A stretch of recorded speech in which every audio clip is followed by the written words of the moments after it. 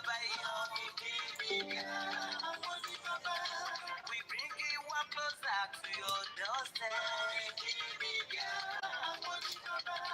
Afẹ́fẹ́ tó fẹ́ o tó kan jòkó lára ni. Àpèrè dìde Olódùmarè ló fún wa ṣe. Gbogbo ayé ẹ̀gbọ́n àwa ni bàbá o. Okay, Bishop, I can't let one there. Ẹ máa bọ̀ wá ẹgbẹ́ polówó ọjà yín wá o. Òdúdú alágbèdá ní òtítọ́ lágbèdá ní. Àfisọ́dalẹ̀ àfisódìgẹ́ta. Àgùntàn àgùnpẹ̀rẹ̀gẹ̀dẹ̀. Koikimedia, we bring you one closer to your doorstep. Koikimedia is around. Is around. Ladies and gentlemen, ladies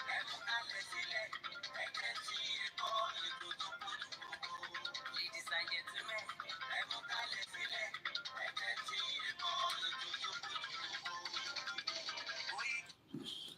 Well, and a very good morning and welcome once again as we continue our campaign, our quest, our rights, and everything that needs to be told when it comes to self-determination. It's just coming up to almost 1:30 a.m. in London. Mo kí gbogbo ẹ̀yin tí ẹ jẹ́ olùgbọ́ wa ní gbogbo ibi tó lúkálùkù wà. Ẹ jọ̀ọ́ fún mi ní if the quality of the broadcast on the YouTube is doing very well. Testing a lot of things, even though it keeps coming back that it's not receiving enough video to maintain the smooth streaming. Not too sure why, but let's hope that it will eventually get better as we go into the program. A very good morning and welcome. As we always say, good morning, Mr. Peter Pan. Good morning, Yawa Pastor Mo.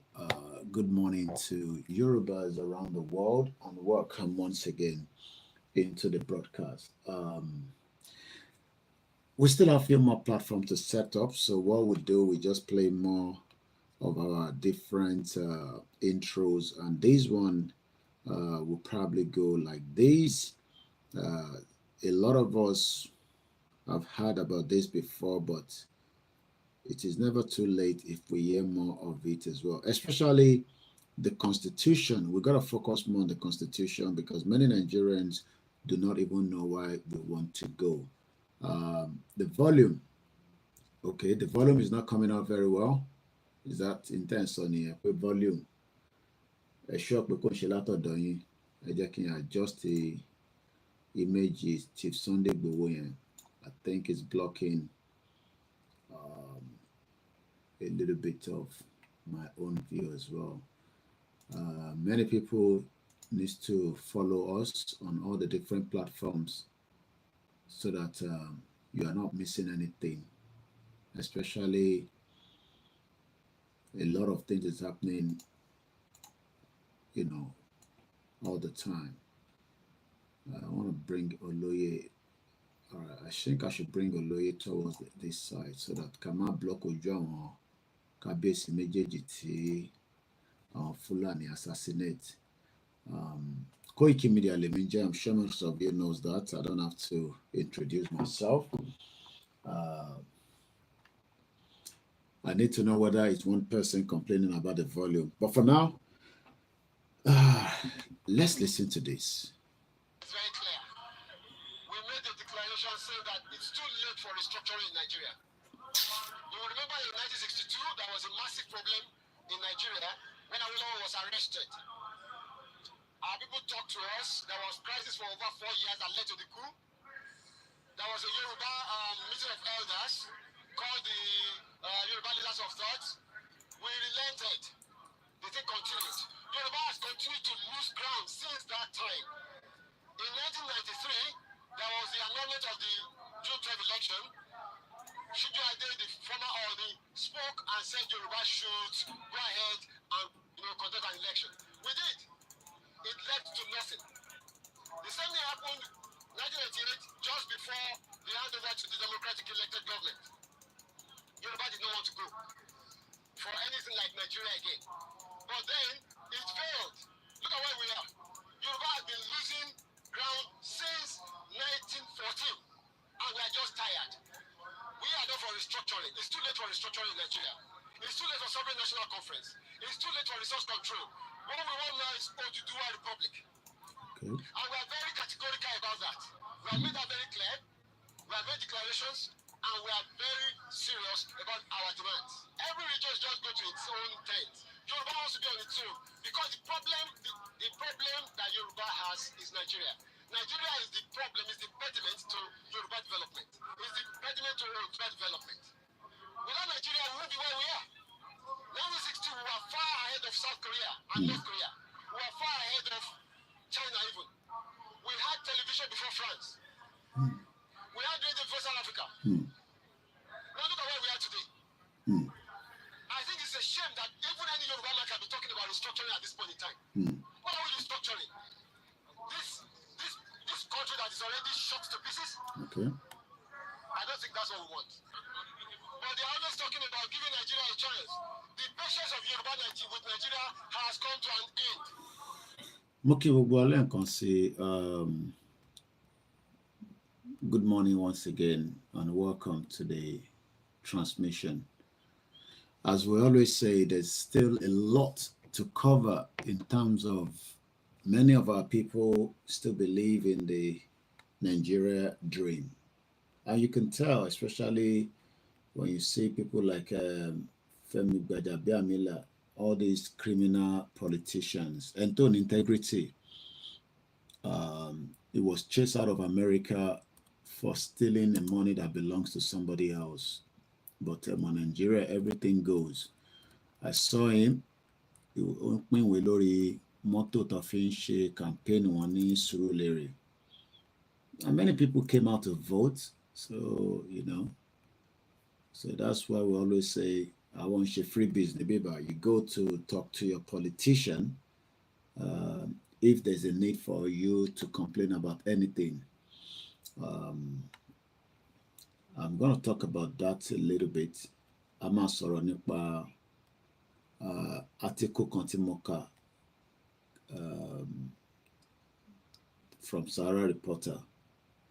So I'm just about a few more minutes to my all platforms. I think we started 12 minutes ahead of the others since we have not gone into a full broadcast yet. So we're still doing the preambles. So if the quality is better on the YouTube of Koikimedia, like I said, every now and then I'm still doing some adjustments with the transmission so that Kali make sure we're done on it. So I go back on YouTube, I watch videos and see how we can make the quality of the videos that we are producing to be fantastic. So if the video is fantastic, I can see the same thing on my screen there, but quality okay. So we're almost there. I still have the Koikimedia is not live yet, so we need to set that. The studio from the Twitter is not live, so we have that to set up. So that means by the time I play the next video, we should be literally ready. So I think we should listen to, we're now 6 days before the launch of the youth website.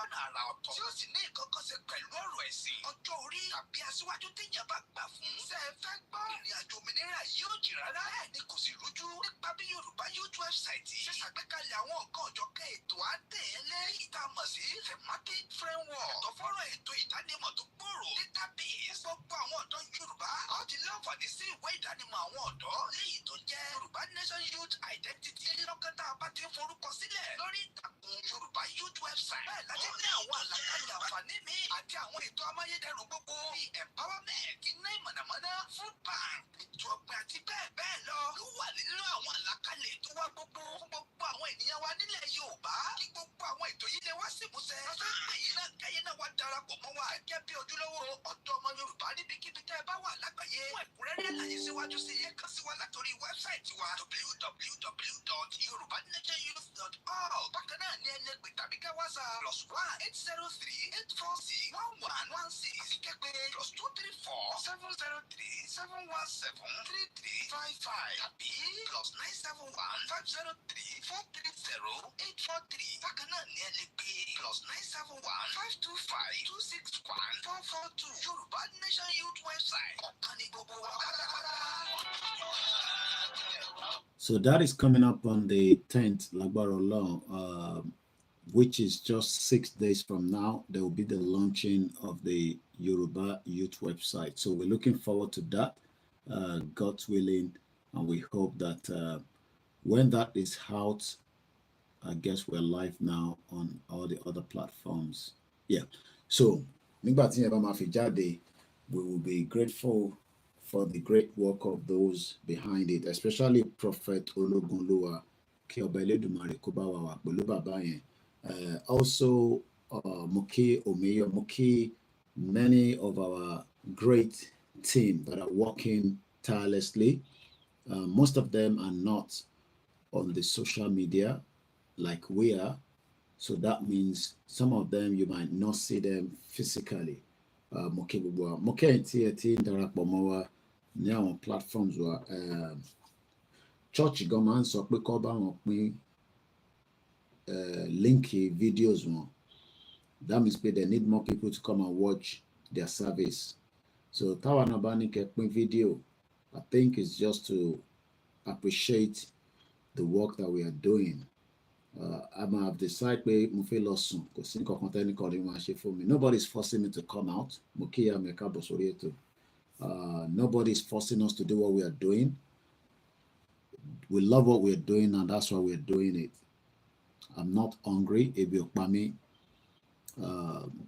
Even if I'm going to die in this country, there will be dignity for me compared to àwọn ọba méjì tí what shall I say, there was no dignity for them. But the chances that Tiba sick, I will be given the best medical care. I've had a meal. There is electricity. It is not free. I pay for it.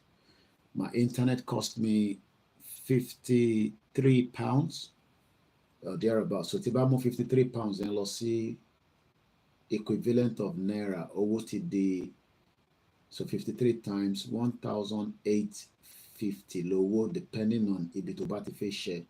So 53 multiplied by 1,850. So that means internet inú ilé mi cost me 98,000 Naira equivalent.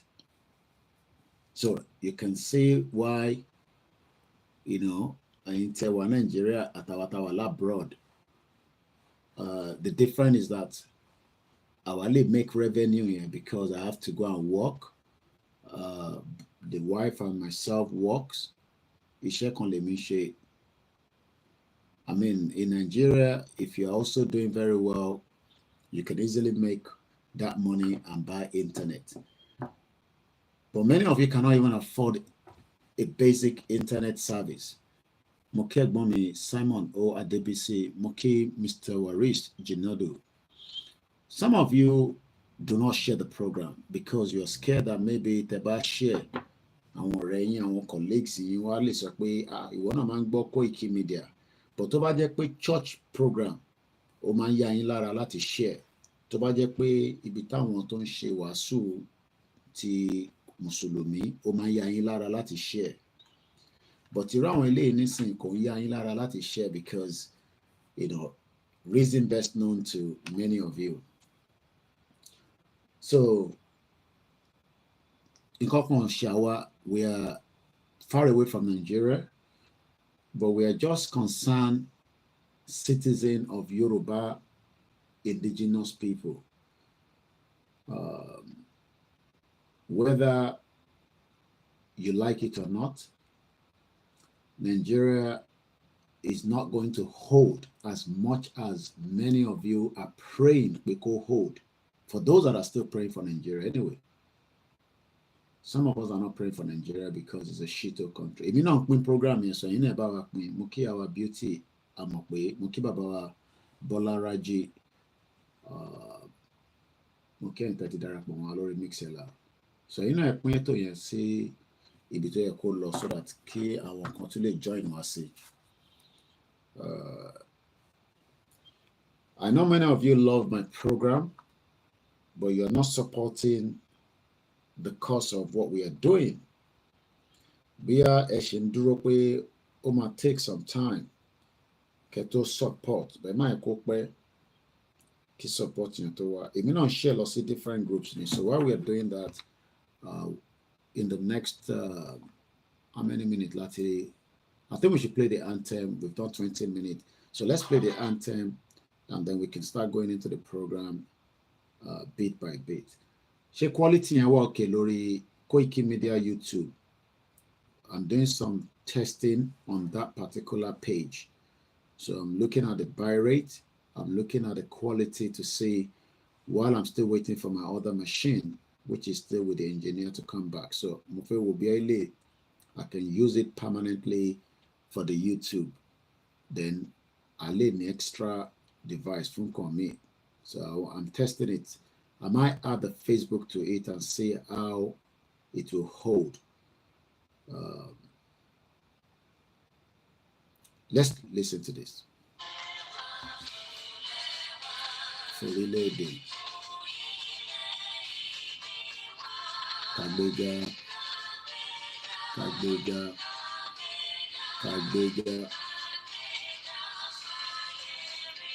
Ìgbàgbọ́. Bàtìbẹ́rù. Àṣìṣe.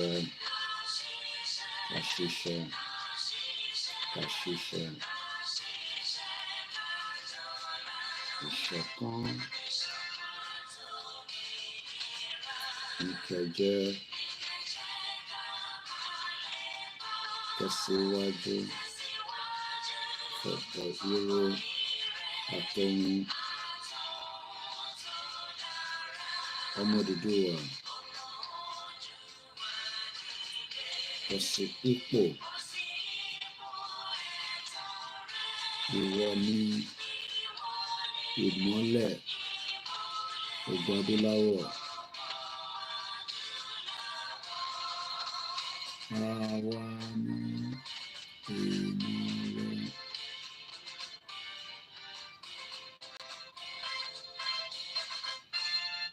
Mo kí ẹ̀yin àwọn tẹ́ ń wọlé. Àjòjì kò gbọ́dọ̀ gba ilẹ̀ wa TV. Wọ́n ní the voice of Odua, White Lion, Ẹ káàárọ̀. I have changed my name. That is why you can't really get my identity, but I am your coded one from Abuja those days. Am I worry? Yeah, I mean, that's fine. Mo kí ogbon tẹ́ wà ní FCT Abuja, mo kí tẹ́ wà ní Kano, mo kí tẹ́ wà ní Kaduna, mo kí tẹ́ wà ní ilẹ̀ Hausa, mo kí tẹ́ wà ní ilẹ̀ Igbo. We appreciate every single one of us. It's costing me 98,000 naira equivalent for my own internet. So I can imagine the only difference is that they may for me bandwidth to do multiple things without glitch. It doesn't matter how many devices we use in this house, the internet is more than enough to capture it. So nothing is free in this country. You pay for every damn thing. You pay for everything. So we are very grateful. Silver Badmos Mokia, let me shout out to Let's add one more platform here, see how it goes. So far, I think the YouTube says is an excellent connection. So I'm going to add one more channel to that. So I'm doing a lot of testing along with this. So I can call it a test transmission, but it's still a program as well. Àwọn tí mi wà lẹ́yìn tó ń review how the quality of the videos is coming out as well. So shout out to many people that have joined us, and good morning, Mr. Ganil Oguns. So Muki, boss for you, and thanks for all that you do for Yorubas. Bàbá mi tí ń bá ṣe ẹlòmíì máa ṣe, ṣùgbọ́n mo dúpẹ́ lọ́wọ́ gbogbo ẹ̀yin tí ẹ sọ pé Koiki ó kúṣẹ́ takuntakun. Mo ò lówó tí máa fún ẹ, but mo kí ẹ pé ó kúṣẹ́ takuntakun. I had yam and egg. Bí àyàn ló gbómi lórun lọ, ìgbà tí mo wá jẹ tán nìkan bí mo wá lọ sùn, ìgbà tí máa jí ara mi wá tò dáadáa. Mo ti jí tipẹ́ náà dé, but I've been very busy in the last few hours. Mo kí gbogbo àwọn medias wa tó ń ṣiṣẹ́ back to back. It's a lot of work. Some wants to frustrate what we are doing, and those are the politicians. Mo ń ka article kan, mo kí àwa Iyọlá Adédoyin. Green card, Belmos. Ẹni tó bá ti gba green card America, another life lẹ́wà yẹn. Àwa náà máa ní green card tiwa níjọ́ kan tó ń pè ní ilẹ̀ Yorùbá. So ẹ jẹ́ ká set the last platform. Mo kí àwọn tí wọ́n máa padà tún fídíò yẹn wò. I know a lot of people watch the videos. Ẹlòmíì máa ń dùn pé Koiki mo dẹ̀ fẹ́ gbọ́ live, but I can't give time to my videos. It's called Koikimedia. It's a 24 hours platform. We're working on the network from our location for the newspaper review. We hope that we can be able to resolve that quickly. All this is costing me a lot. So that is still one. Then by the time about test transmission here, so we're testing a lot of things. We see what the quality is going to be for the newspaper review. So more way, feedback. We need the feedback. Very, very important. Our team, we need the feedback so that I need láti but the only problem tẹ́yìn tí ẹ̀ ń wo paper review yẹn tẹ́ ń sọ nínú comment section ni pé Koiki ó ń buff. Koiki really gbádùn newspaper review yìí. So gbogbo ẹ̀ náà ni mo aware of, but we're working on it. It's gonna cost money because only hours tí mo fẹ́ kọ́ ṣe, but for now only a minute tí mo ń fún wọn pé kọ́ ṣe máa ṣe, because I láti tan generator láti lè fi ṣe ni, and I'm sure you all know what that means. Especially ṣe 600 kan ló ń tẹ́po nísìn per litre, kò ṣe pé cheap náà ní UK, but yàtọ̀ kan ni pé tó bá yẹ pé ìlú tó ní electricity yẹn dẹ̀ stable dáadáa, we won't have issues with buying petrol. Màá kọ́ máa sanwó ná. So wọ́n dẹ̀ múná wá níbi tí à ń pè nílẹ̀ Yorùbá, it's pitch dark. It's a very terrible situation. So mo fẹ́ set one more of the platform. Okay, kí ló dé Twitter show níbí báyìí, kò yẹ kí Twitter wà on níbí báyìí. I shouldn't be having my Twitter on here.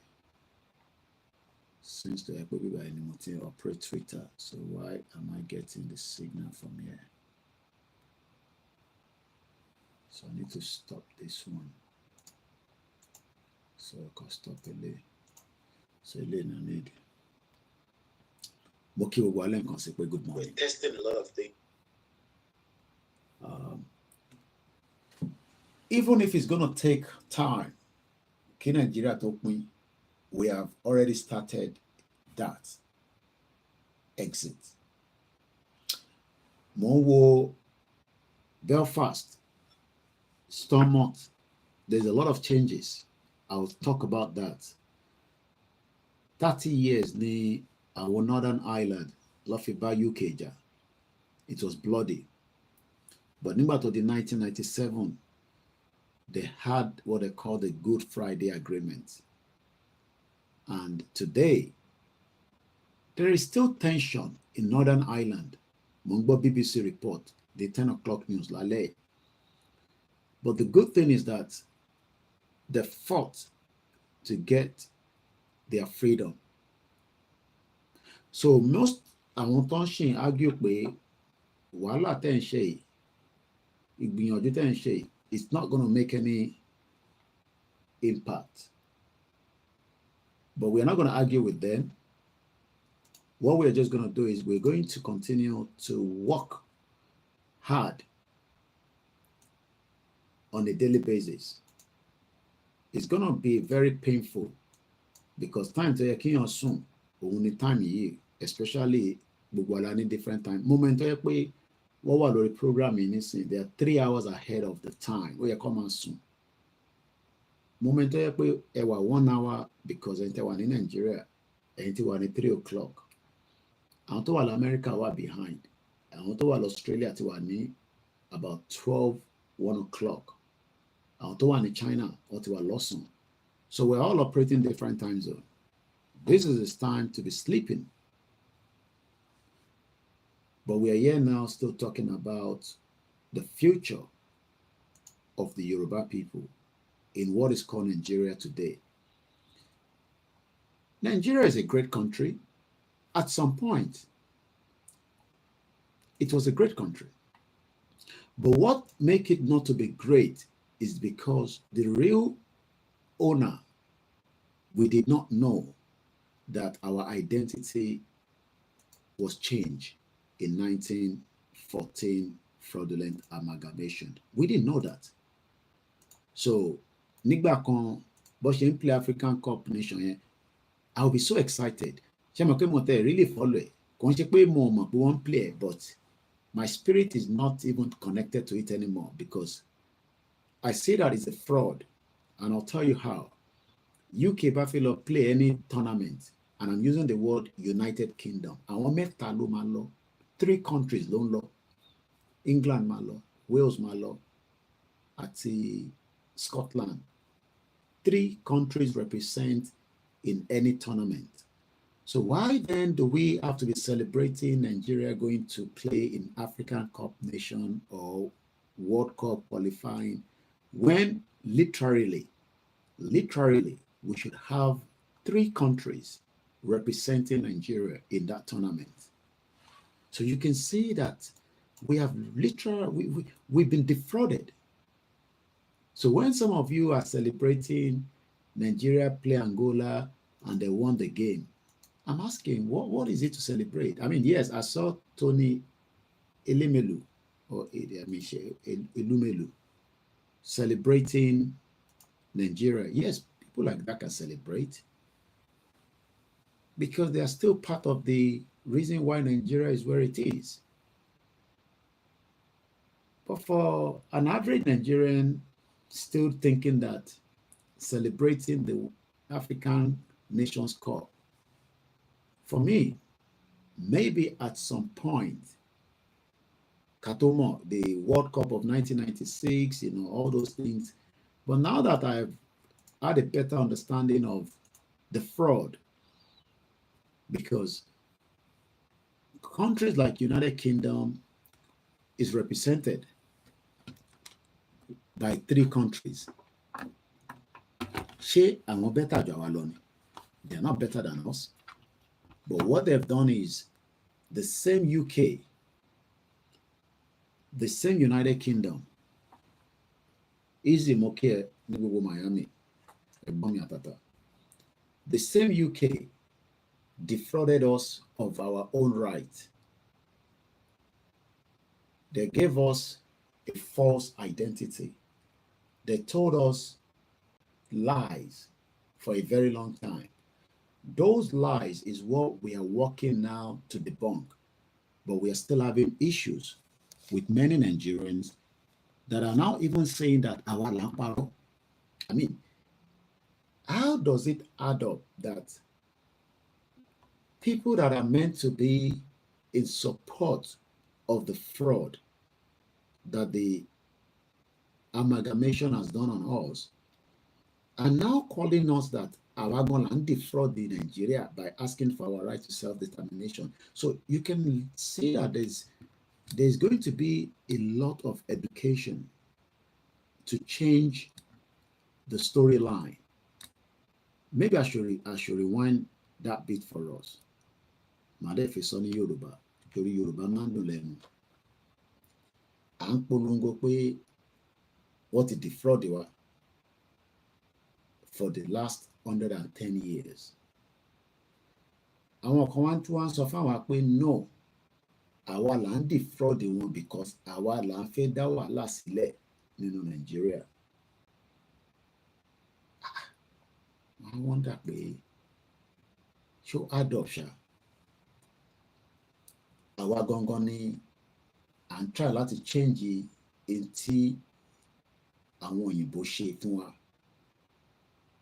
Ìkàdé ló ṣe fún wa. Wọ́n dẹ̀ ṣèkà yẹn débi pé ó ti affect every region, every indigenous people for the last 110 years. The first thing, by removing our real identity, has created Mukiyawa Ifagbemileke Ekabo Soreto Yalalu Barika Ekushano Ekusheteni Ọlọ́run túbọ̀ fi àlàáfíà adéforíjì gbogbo àwọn òkú wa lọ́run àti bàbá tèmi náà àti ẹni tí fámílì ẹ̀ bá ti kú. Ṣé àwa tá à ń jáde báyìí nísìnyí tá à ń sọ pé kò ń ṣe pé a hate àwọn ẹ̀yà tó kù, but a kọ́kọ́ gbọ́dọ̀ fẹ́ràn ara wa gẹ́gẹ́ bí ọmọ Yorùbá ká tó fẹ́ràn àwọn ẹ̀yà tó kù. Kò sí nǹkan kan tó bad nínú ẹ̀.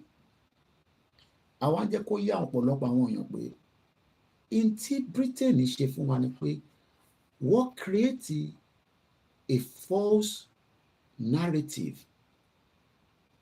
A dẹ̀ ń try láti sọ pé narrative yẹn ó wrong because there was nothing called Nigeria before 1913. So why are we trying to save Nigeria? Nobody has been able to give us a clear reason to why we should keep Nigeria. Let me start my Twitter space. Since I'm running a lot of the program from the software, and I'm still checking, okay, it's telling me now that the video is struggling because Motibe Facebook Lelori. So I can say that it has dropped a little bit, but if the quality is still better inside the YouTube channel of Koikimedia. Moki Bubua Patapata. And I pray that our effort, we will enjoy it all together.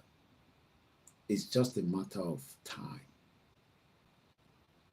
Nígbà táwọn bàbá ó lọ́wọ́ push nígbà tí wọ́n succeed by gaining the independence that led to the Nigerian independence that we're celebrating today.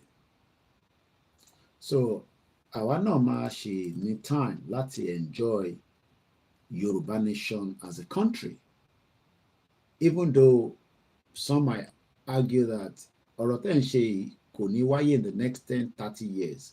I mean, to some people, they say that. But whatever you have said, or whatever you are going to say, we have started that process. There was a lot of negotiation between the era of Babawolowo, Azikiwe, Ahmadu Bello in negotiating our independence from the country called Great Britain. It was a lot of negotiation. It was a lot of roundtable discussion it was a lot of adding one, removing two, adding three, pushing, and then eventually they agreed to a certain things, and certain things they did not agree, but the British also manipulated it.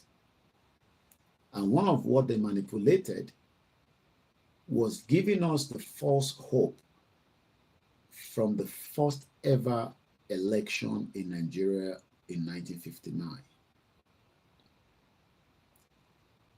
And that election was a fraud. The election of 1959 still remains the most fraudulent election that has ever been conducted in the history of the same fake country town of Britain to create. So so if we go back to that history, literally kò tẹ̀ jẹ́ kí ọmọ Yorùbá kankan máa sọ pé òun fẹ́ wà nínú Nàìjíríà. But this me because Moki, I woke up right now, don't know what my kids will eat tomorrow morning. They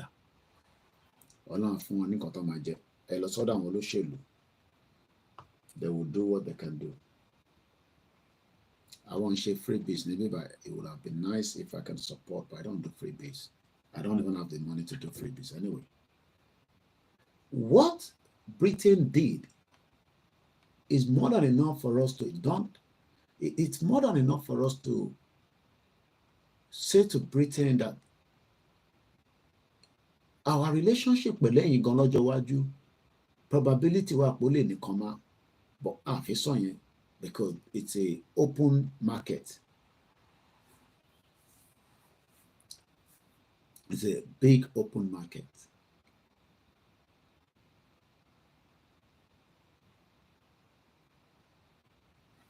The fraud that was created in Nigeria will have a big impact on many lives. So let's start from this video. I think we should be able to work with the system here behind the scene. So I gotta capture my video as well in. Okay, yeah, I can see myself. It's been a while that I've done this, especially thinking about in the phone jewelry broadcast. It makes you to be a very lazy person. I think I should bring down. I really want to test more of the. What is the quality like of the YouTube of Koikimedia? I still want to know in the comment section. Muki, Mr. Dara Poli, Brooklyn. Eyanti Babarupori Ati Akimadio. Our Rainy and 5 mutual friends. Thank you so much for joining the program, sir. Good morning. Once again, a very good morning to many of you that have joined us. Let's go to my X, which is also known as Twitter. Some of us don't know the evil of what Nigeria is doing on us. But some of us know, but majority of Nigerians don't have a clue. You think that we are just out because we feel like coming out and talk about Nigeria. But we are out because we know that Nigeria is the impediment to many reasons why things is what they are today. Or I think I should go to channels. I want to show us a video, or some of you will not see that video because we're not streaming in one port. So let's go to a video that I picked up earlier yesterday as Femi Gbajabiamila was distributing. Okay, no. Let's listen to this one. We don't have to say him. Or maybe we should say him. All right, let's do it this way. And tell our Koikimedia nìkan lè máa lè rí fídíò yẹn, bọ̀yìn tó kù, audio nìkan lè máa gbọ́. Let's listen to him here.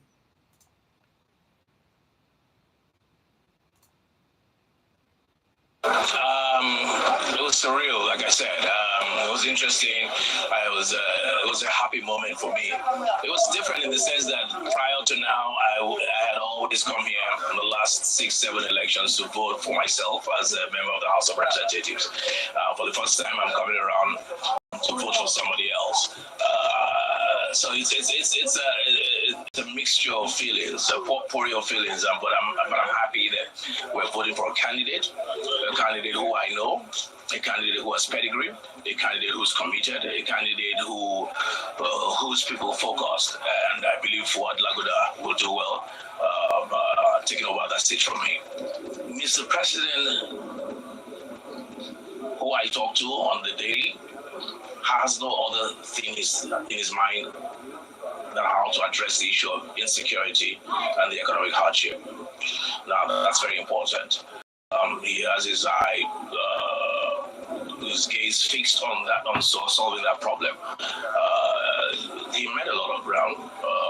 We've had this issue for years, not just even the last government, for years. But I think now. Let me first pause there. Thanks so much to my backup team. I'm told that the quality is clear. Okay.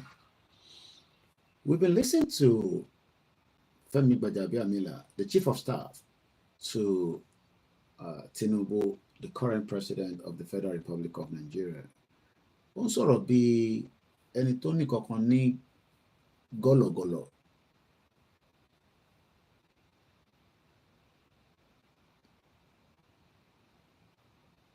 Let's listen to the last part as well. Now we have somebody who will address those issues and address them. He says Tinubu is going to address a lot of our issues. And we are all looking forward to those issues that Tinubu will address. President Bola Tinubu has a lot to address. It all depends on which one you want him to address. The one that I want him to address is how we will all go our separate ways from this contraction union called Nigeria that has now become impediment to the lives of millions of Yoruba people and the rest of the different ethnic groups put together in what is known as Nigeria today. That is my own take on the current administration. But some of you that wants in Nigeria will probably do not want what I want. So you want a Nigeria where you will have good leaders that will be able to do the needful. You will want good leaders that will be able to deliver good governance. You will have good leaders that will be able to give us exactly our expectation and our dreams. We all have different dreams. So Femi Gbajabiamila is giving us the take on what we should expect from his boss, President Bola Ahmed Tinubu.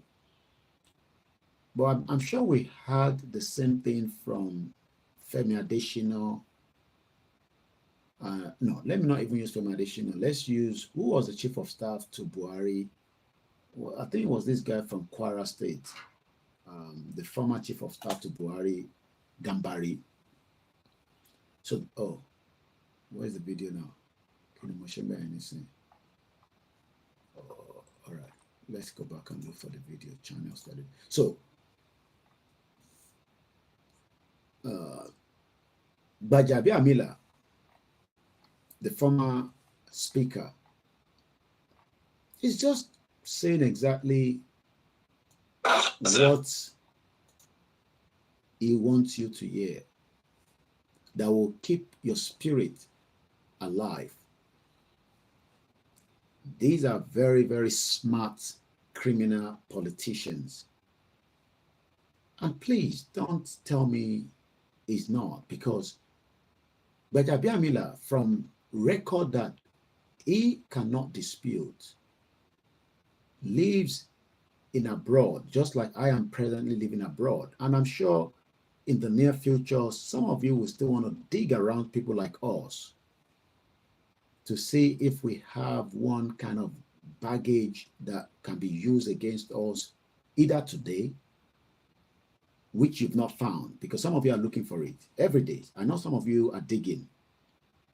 And I know that because there was an article that was written on myself and Babakitoye and Igbowo by someone that probably have never been to UK, but it was paid to write such an article. And what that article implied was that myself, Igbowo, and Babakitoye planned this Yoruba Nation movement in a shop that I had in 2014, when I don't even know Igbowo, neither do I know who is Babakitoye.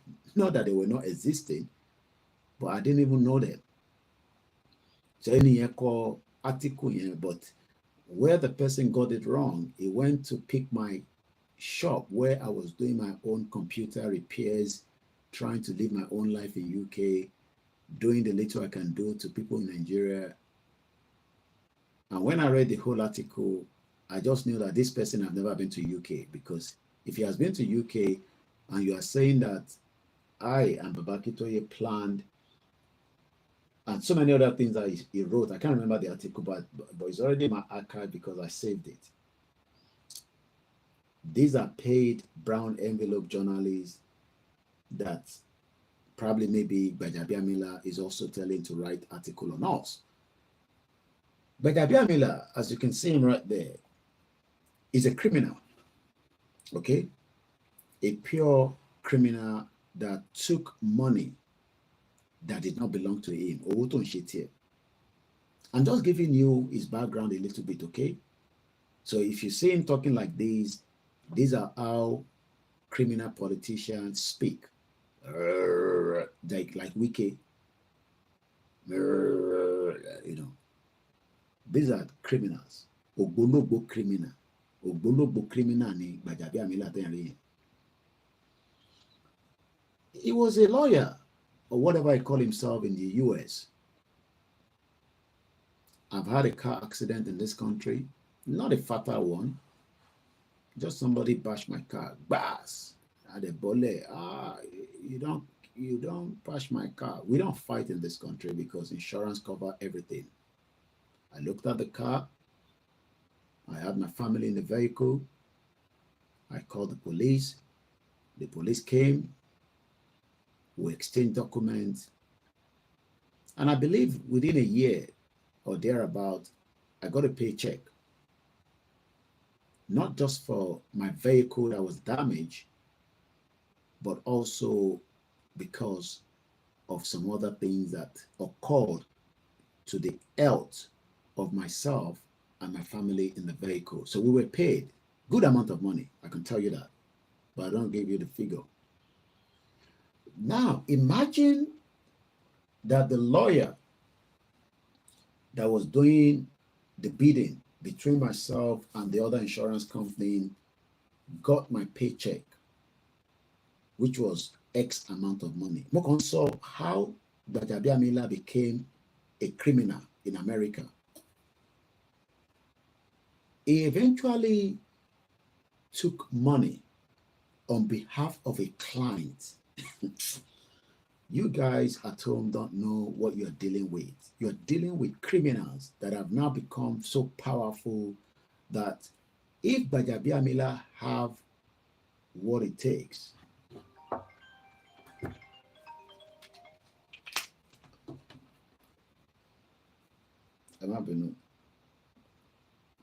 he would eventually take somebody like me out, and many people like that.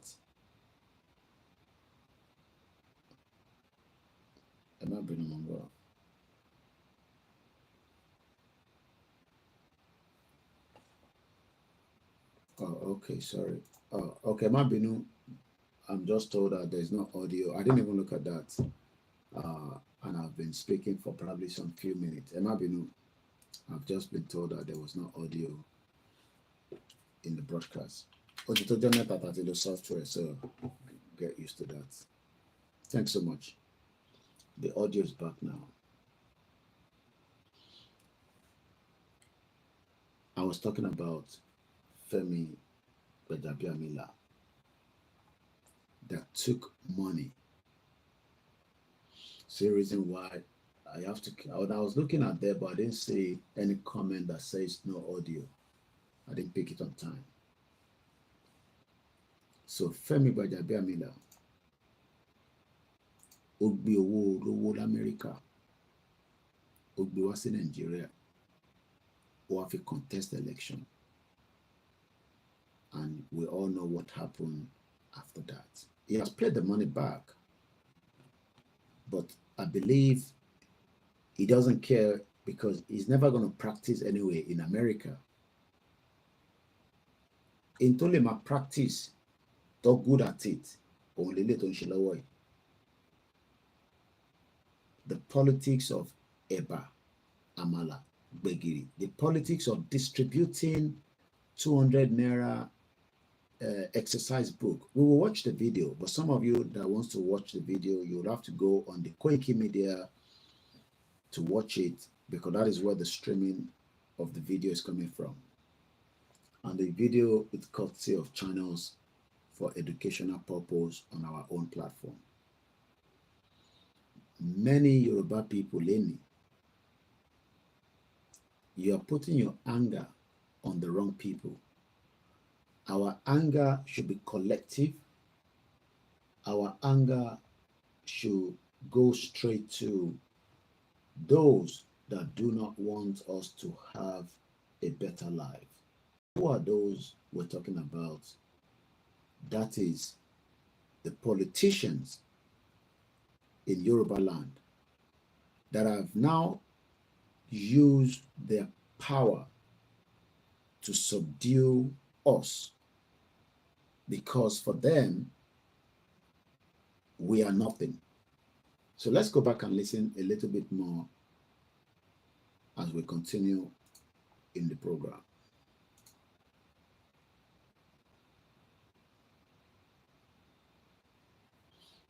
Bear with us.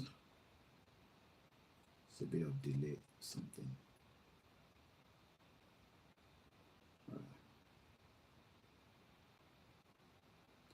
The sound should be back now. The sound should be back. I believe the sound should be back. But not sure why the video is not playing again.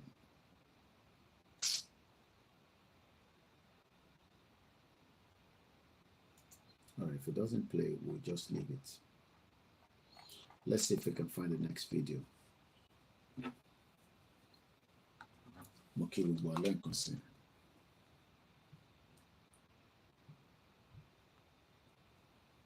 All right.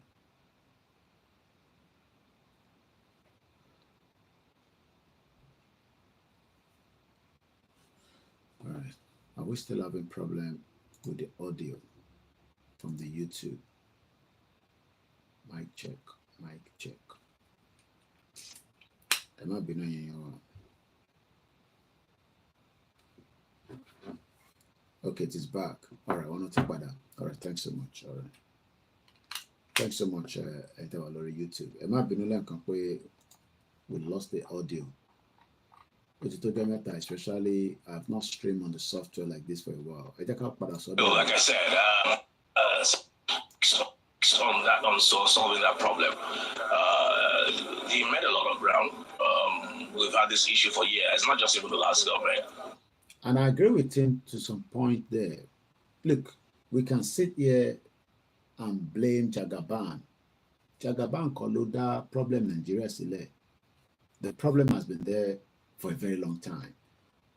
And the problem is not going anywhere soon. At least it does not matter how good Tinubu is going to do or perform, those problems will exist until Tinubu leaves. The problem of Nigeria is far beyond our raw leadership.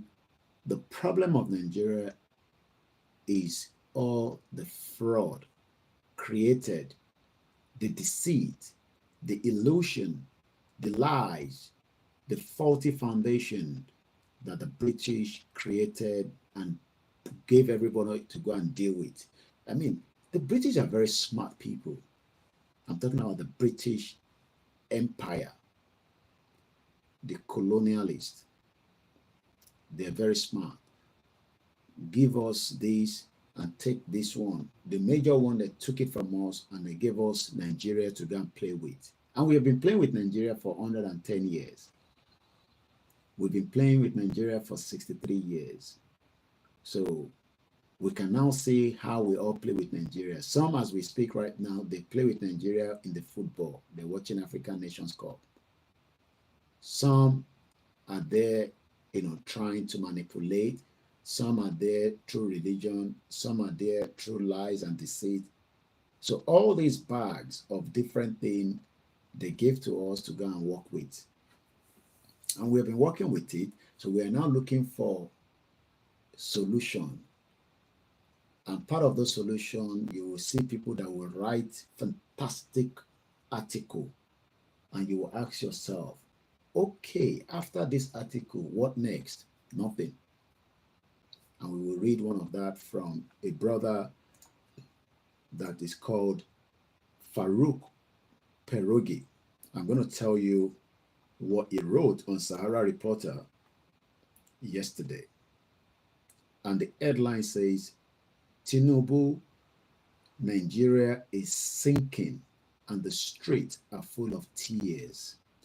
Very good catchphrase, because a journalist must be able to use a powerful catchphrase to allow you to lock into either their videos, through the article.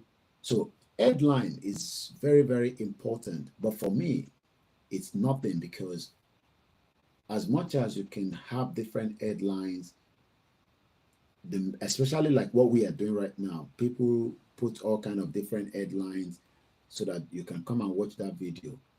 The simple thing we should just be adding every day is break Nigeria, break Nigeria, break Nigeria, destroy Nigeria, dissolve Nigeria, de-amalgamate. That should only be the only thing we should be putting. But the reason why we add other headline to it, because Afije Kewa will video here. So when I say I don't use Oloye as my write-up, I could use it. And I know that many people will click and want to watch it. And sometimes, Koiki Obama de Shenye. So my own take is that when people like Farouk Perogi write beautiful article, I'm going to read everything. I've read it already, and I'm going to digest it for many of you. But I am still talking about Femi Gbajabiamila, the criminal man that left America with unclean record. He doesn't have integrity in America like he is right now. Could he practice law in America, okay? Even though he doesn't need to go and practice law. He's now doing very well in Nigeria, a corrupt system where you and myself want to fix. But this bastard doesn't want to fix Nigeria. You think they want to fix Nigeria? They don't want to fix Nigeria. If Femi Gbajabiamila wanted to fix Nigeria, they would have pulled down the 1999 fraudulent constitution. But what they've done while he was the Speaker of the House is they're doing amendment to a fraudulent constitution that he is enjoying with his own cocoon. But many Nigerians are just gullible. What if he in Kokon Deimole, like my sister Yeti Queen said on Omoluka's program? What if Deimole? Inua Golewa. So some of you cannot think straight yourself anymore. So you need people like us to come and remind you. I don't know what happened to my Twitter space. It actually shut down itself. So I don't know what happened there. So maybe we should try with this phone. So let's listen a little bit more to what he was saying there. For years, But I think now we have somebody who will address those issues and address them positively. Now, it's not going to be a walk in the park. It's not going to be easy. I want us to take note of what he's saying. Femi Gbajabiamila, the man that left America after he stole money from his clients. Ó jówó látọ̀dọ̀ client ló fi lọ sí Nàìjíríà ló fi lọ ṣe politics. Òun kọ́ ló lówó yẹn. Ẹ bèrè lọ́wọ́ ẹ̀ ó mọ̀ náà. Kò lè sọ pé mò ń parọ́ mọ́ òun. Ó lè ní. Ọmọ olè fọ́ ni. Owó olówó ló jí ló fi lọ bẹ̀rẹ̀ politics ní Nàìjíríà. Ẹ pé ẹ̀yin tẹ́ bá mọ̀ ẹ ní Koiki parọ́ mọ́. Pé bọ̀bọ̀ kan wà ní UK ó lóun jẹ́ Koikimedia pé mo parọ́ mọ́. Mo parọ́ mọ́. Ó rẹ́kọ̀dì yẹn wá ń tà. I don't have to go and pull it out on Google, but this is the worst Nigeria one. And I'm sure some of you want to be like that as well. You're waiting for your turn. Turn by turn. Oh. Ẹ rántí Asari Dokubo. Najagaban turn. Oh. Turn by turn. Oh. Najagaban turn. All criminals. And we now have Professor that is now endorsing that criminality when they do your fraud. Some of you think that you can perfect election in Nigeria. You can never perfect election because British rigged the first ever election in Nigeria in 1959. Wọ́n jẹ́ kí bàbá Awólọ́wọ̀ wọlé. Britain ò jẹ́ kí bàbá Awólọ́wọ̀ wọlé because ọmọ kẹ́tí bàbá Awólọ́wọ̀ bá wọlé, that will be the game changer. Just like they never allowed the late MK Abiola, even though we know that on Najaguda as well, but at least maybe Tuba Wole, we would have seen some changes, but it was a president that was never won. Let's now listen to this Jaguda that call himself Chief of Staff. Iyami Folashade Ojo, it's been a while. Ṣàlàáfíà ni grandma wa. Ẹ kú iṣẹ́ takuntakun, ẹ kú ìtọ́jú gbogbo wa. Tó mú mọ̀ pé kò ń ṣe mi nìkan lẹ́ ń tọ́jú. Ọwọ́ yín ti kún gbogbo ẹ̀yin tẹ́ ń tọ́jú wa. Ẹ̀gbọ́n mi The Real náà mo sáìtì yín. Mo kí ẹ̀yin tẹ́ ń darapọ̀ mọ́ wa lórí Instagram. Èmi ló ń pè ní Koikimedia. Ọ̀rọ̀ ẹnu mi máa kọ́kọ́ fi bá yín destroy Nàìjíríà délẹ̀. Tẹ́ bá ń gbọ́ Nàìjíríà báyìí wàá máa sá fọ́fọ́fọ́tì fún. Ìlú òfò ní Nàìjíríà. Ìlú àdánwò, ìlú tó lè lọ tó jẹ́ pé òkú ẹ̀ ló máa gbé padà. Bẹ́ẹ̀ ni àwọn tó kú yẹn àfihàn wọn. Ìlú àdánwò àgbákò ẹ̀ làwọn Fẹ́mi Gbàjàbíàmílà yìí. Ó jí owó olówó l'Amẹ́ríkà tó fi padà sí Nàìjíríà lọ ṣe politics.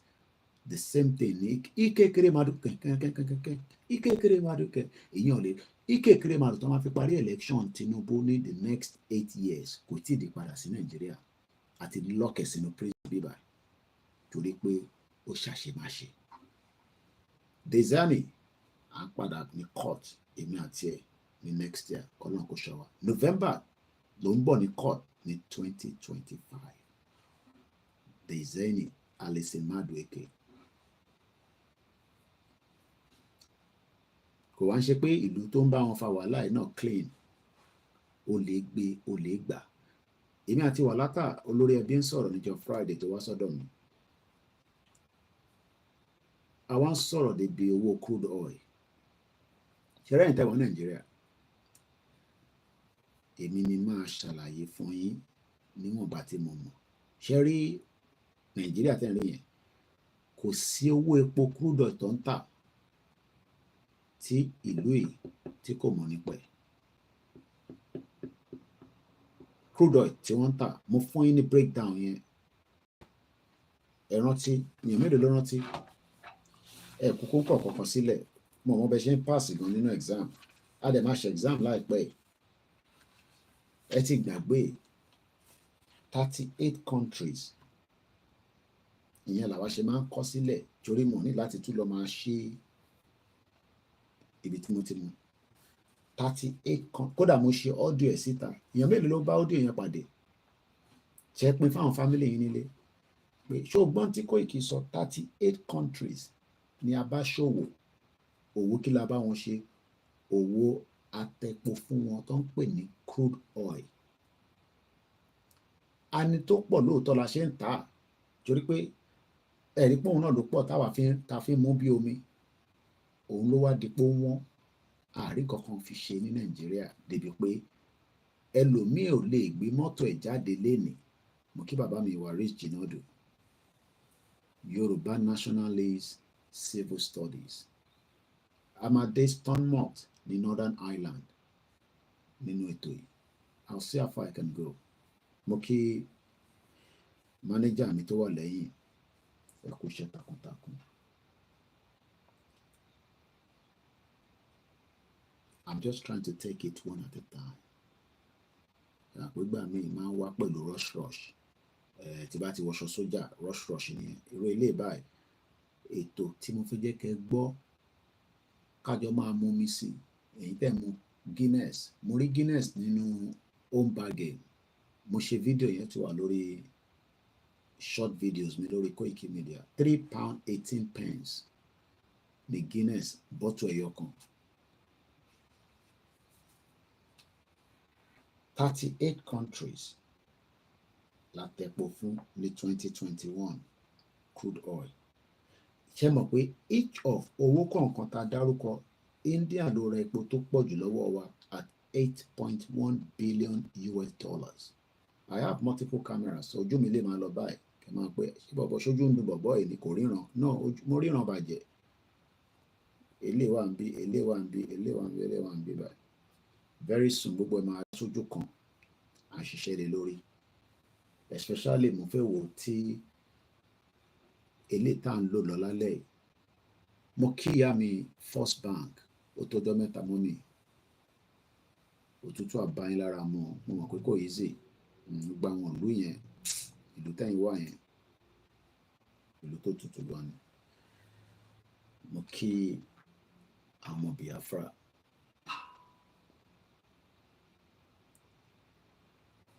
Every dollar epo tata UK mọbi tó wò yẹn gbà kọjá.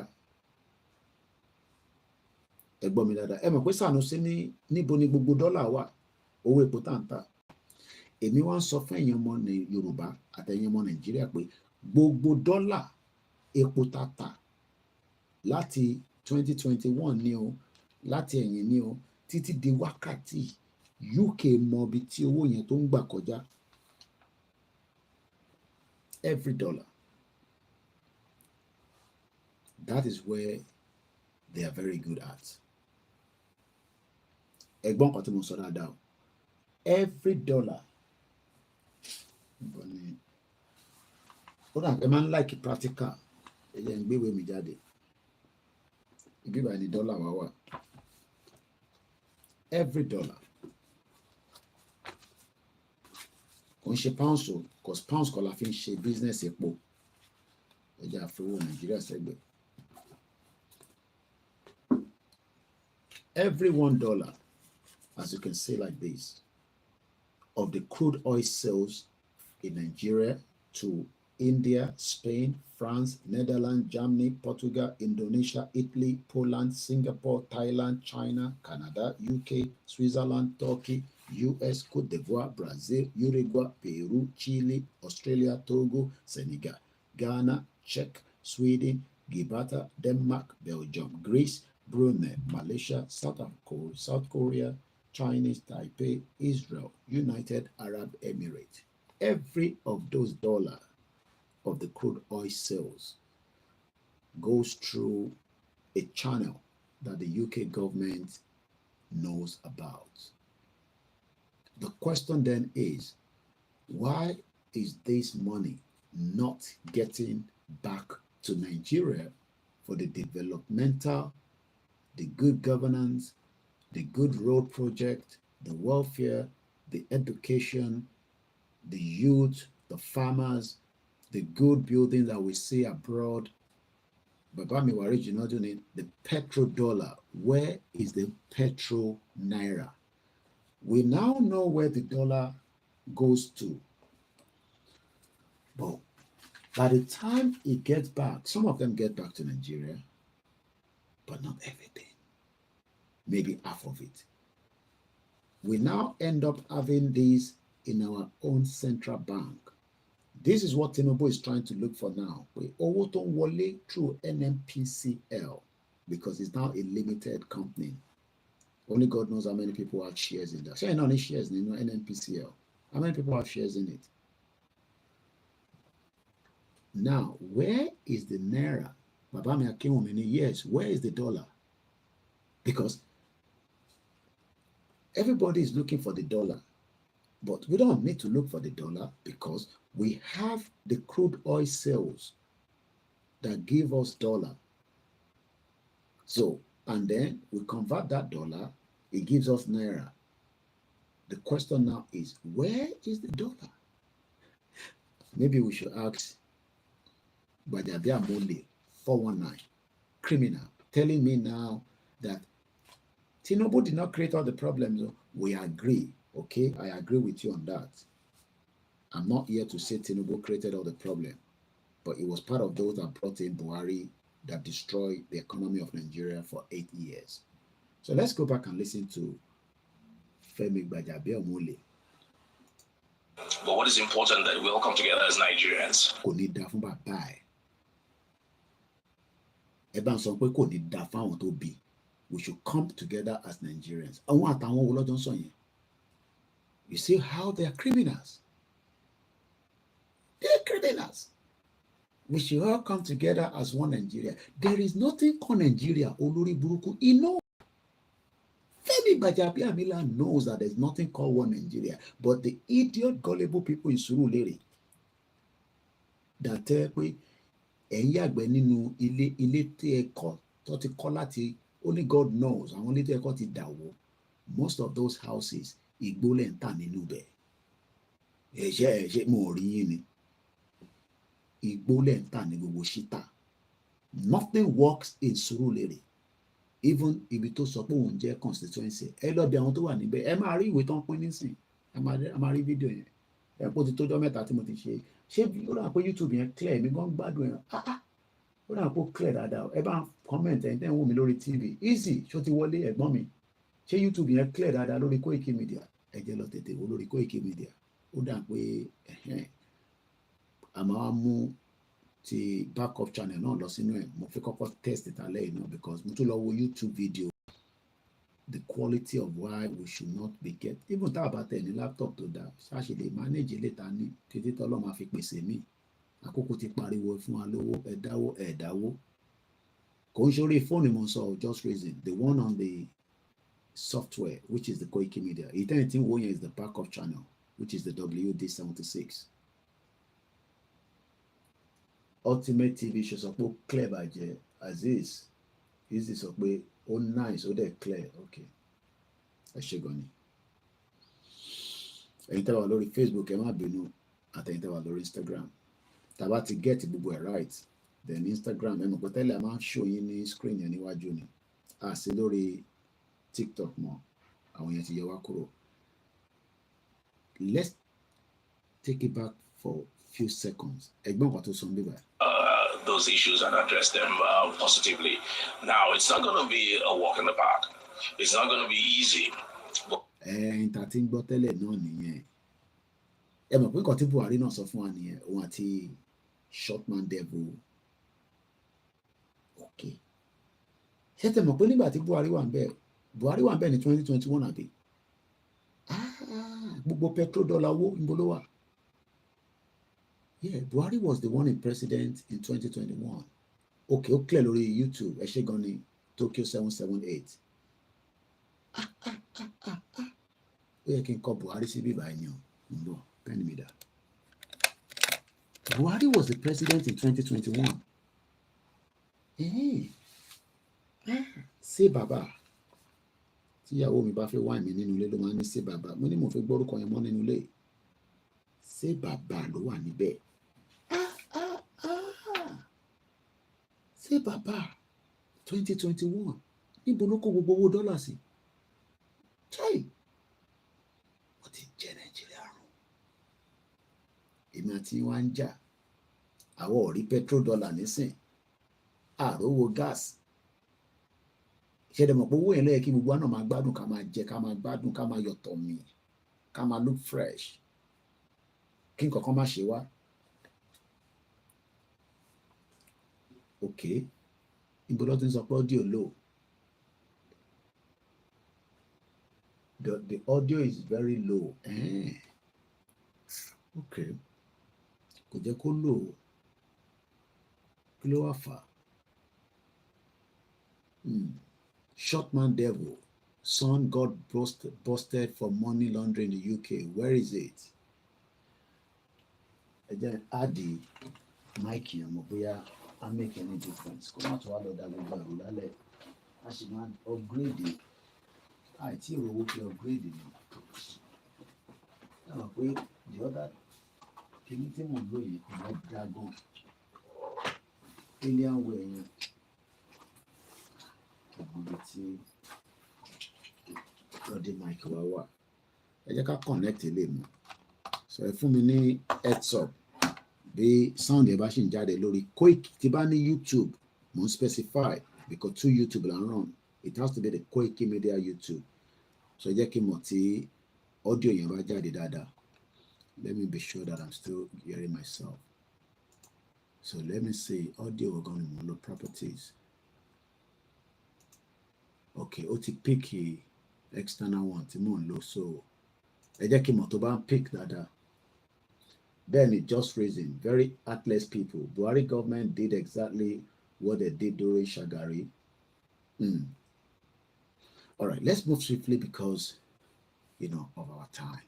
But I'm trying not to be very fast in the program tonight. Yeah, be a bit clear. I'm going phone here dagon. And you are not in support to what ní gbogbo tó ń dùn. Ọwọ́ mo sì ní tẹ̀mọ̀ ti gba fóònù ilé. Ẹ ṣé gan ni. Mr. Sean Lawal, good morning. And how was your night, boss? Iṣẹ́ kan tẹ́ gbé fún mi náà ni mo ń ṣe yìí. Kí ni mo fẹ́ ṣe báyìí? Kọ́lọ́n kó ṣàánú. Mr. Larry sọ pé you are almost there, my brother. Bẹ́ẹ̀ni. Kódà tó bá máa take wa ní years ká tó gba Yorùbá nation àti bẹ̀rẹ̀ process yẹn. So process ta bẹ̀rẹ̀ yẹn nísìn. Your voice is clear but not the video you were playing on the website. Video yẹn mọ̀ pé quality ò lè dàbí. And I think because it's coming through my mic. So what we'll do now, I'm going to mute my mic, then I'll play video and delete on. And the desktop audio. So I'm going to, and I hope I remember to unmute myself. So let's do it now by playing the video. Kò ní clear because of the, my clearness since I'm worried. But what is important that we all come together as Nigerians. Forget about your party leanings, forget about your ethnic leaning. Let's all focus. Let's be our brothers' keepers. Security is about everybody. Those who are governing and those who are governed. We all have to come together. I gave an example earlier on about the United States, where they have an insecurity problem almost every day. But what do? Especially when you have major challenges. For instance, the 9/11, September 11 incident.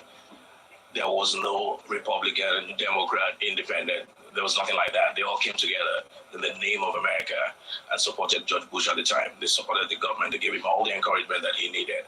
And that's exactly how they were able to pull through, at least as of that time. And that's what I encourage Nigerians to do. If there is any advice, constructive advice to give this government, let's put it on the table. It's all about security, it's about everybody. Economic hardship, I use the example again, the analogy that the president always used, which is the best example he always gave. It was a woman who's pregnant for 9 months and carries her child. It's very uncomfortable, sometimes very painful. The pangs of the pregnancy, of childbirth come with it. But at the end of the day, when you deliver the child, you forget all those things. You forget all those things. You're happy to see the child, the product of your hard work, of the difficulties of the 9 months. You completely forget. And I think that's exactly what's going to happen. This government and this president came in. They knew that there was going to be a lot of difficulties. They put in the fundamentals, and that's what's important. The economic fundamentals that were not there. The subsidy was removed. Naira unification was a policy that we came up with, and these are things that should have been in place from day one, from Jump Street. And I believe with all those things in place, those are the fundamentals I'm talking about. CBN is reforming itself, and NPC as well.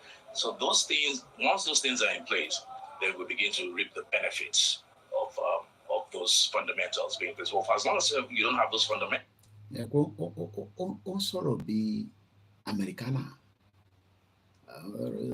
And you can see those behind him, they're so excited. Yeah, the one we go fee address the media, the one we go fee address the press, and it's going on blah blah blah blah blah blah blah blah blah blah blah blah. That is their job. If you get carried away, 8 years down the line,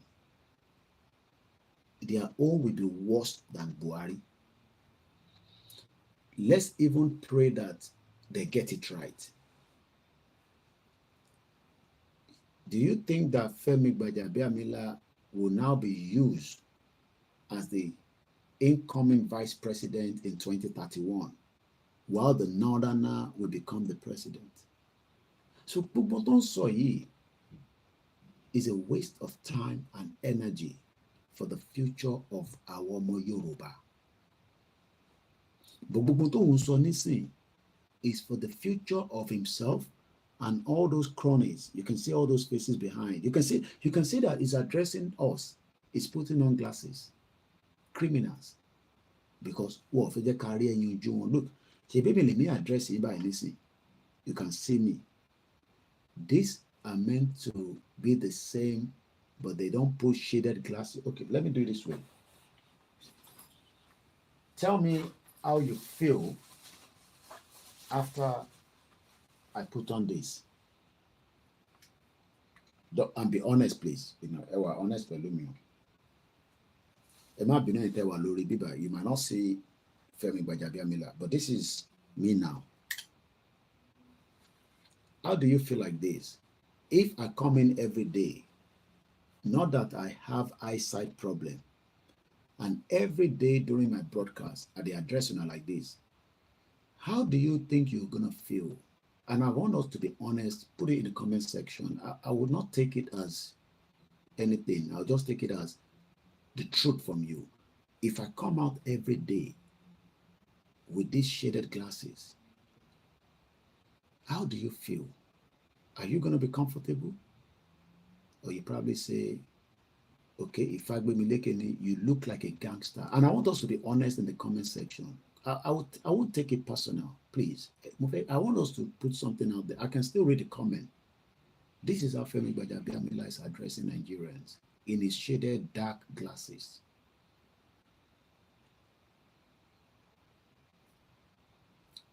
And this is what Wike does as well. If you know any one of them as well that put on these dark shaded glasses when they address Nigerians, I beg, help me put them in the comment section. And these are meant to be our leaders. At least we can still even see this one. We don't see Dupe Onitiri anymore. Our own is even dark. Everywhere is dark. We cannot see Dupe Onitiri. She don't run. Everywhere is dark. When Dupe Onitiri is addressing us now, this is the way Dupe Onitiri is addressing people. That crazy woman. Let me tell you the way in they address us, Mama.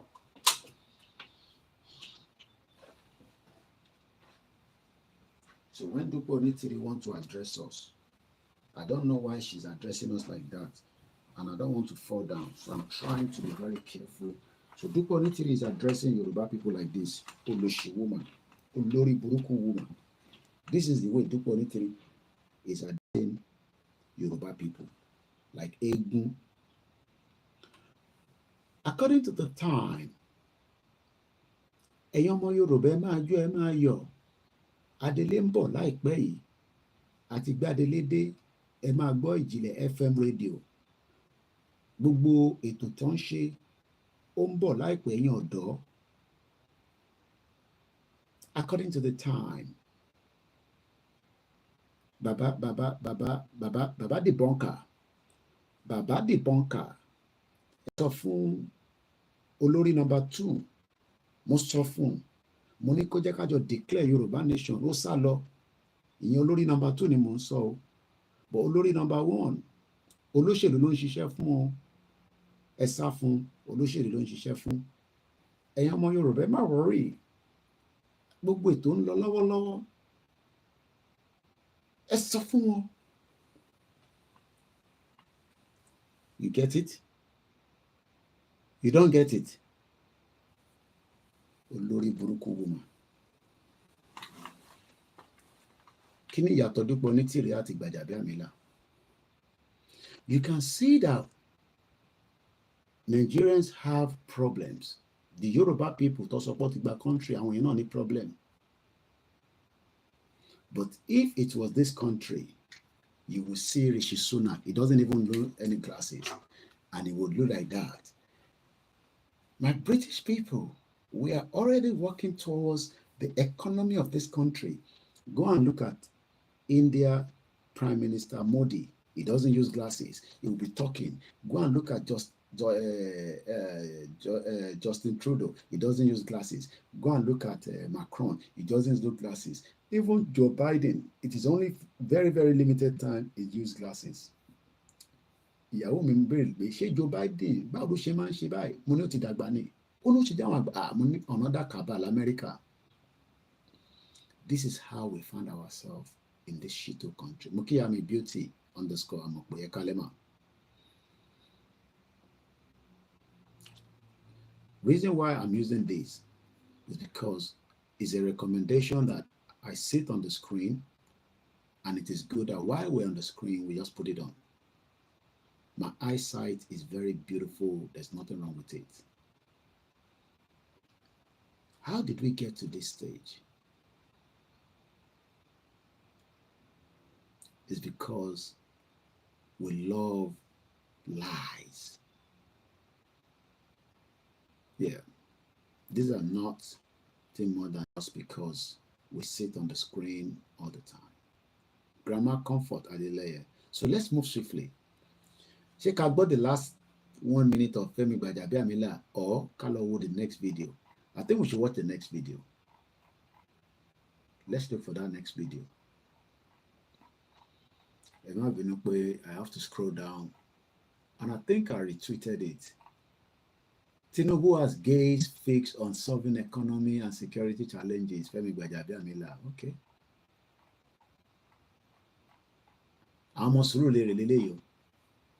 These are the people that are going to come back on the social media and ask for money. So I'm going to mute my mic again, and I want us to listen to these. And I hope you're enjoying the program so far. Mokitoni Ages. So let's do this.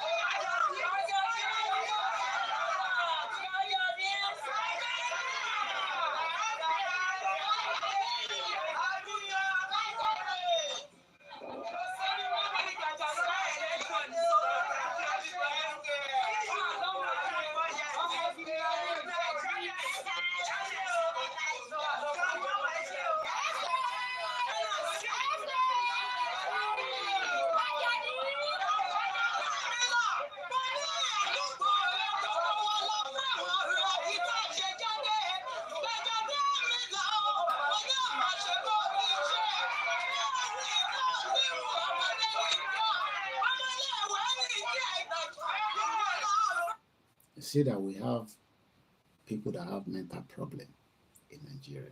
It might be no entire screen here.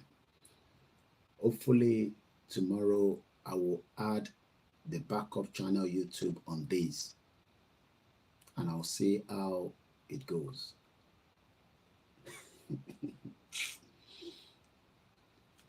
Yeah, one really needs more background about Gbajabiamila. All they knew about him is that he started donating money, giving them this, giving them that. but irú àwa nísìnyí mọ background ẹ̀ pé ó lè ní kò ní integrity kankan lamẹ́ríkà kódà wọ́n ti fáyẹ̀ kò lè ṣe law lamẹ́ríkà mọ̀ but kí lóun náà fi lọ ṣe law fún lamẹ́ríkà he become chief of staff. He's a big man in Nigeria. He goes to security. He has a bulletproof car. He travels on a private aircraft to Abuja and all that. So the little peanuts now we didn't celebrate. And look at all the area, smelly. I know his area in Surulere, smelly. No development. Do you blame these people? They are all part of the reason why some of them, we have to drag them away from this nonsense. There's still one more video from Gbajabiamila that I want us to watch. It might be no, but I have to keep looking for the video, and I know it's on channels. Okay, let's go back to my page officially. Let me go back to my Twitter or the X, but many of us still call it Twitter. And I hope my mic is back because, yeah, my mic is back. Moki Bubwale can say a very good morning and welcome to the transmission. Eninijo Kering Inoshu KG 2024. We're streaming on multiple platforms. I have 3 people that are listening to me on the space. I have many of you. Yeah, I didn't want to text you. Oh, okay. I don't know what is on there. This is Nigeria, Muritala Mohammed Airport. I just want us to hear the sound of it as well. February 2024, they have just taken the lights at the airport. There is power outage at the airport, so you can imagine what it looks like. At an international airport, there is no power running, no light. What a shame. What a shame. What a shame. It's unbelievable. Nigeria. After 64 years of independence, they still can't get it right. Corruption everywhere. It's unbelievable. This is very, very sad. Very sad. Very sad.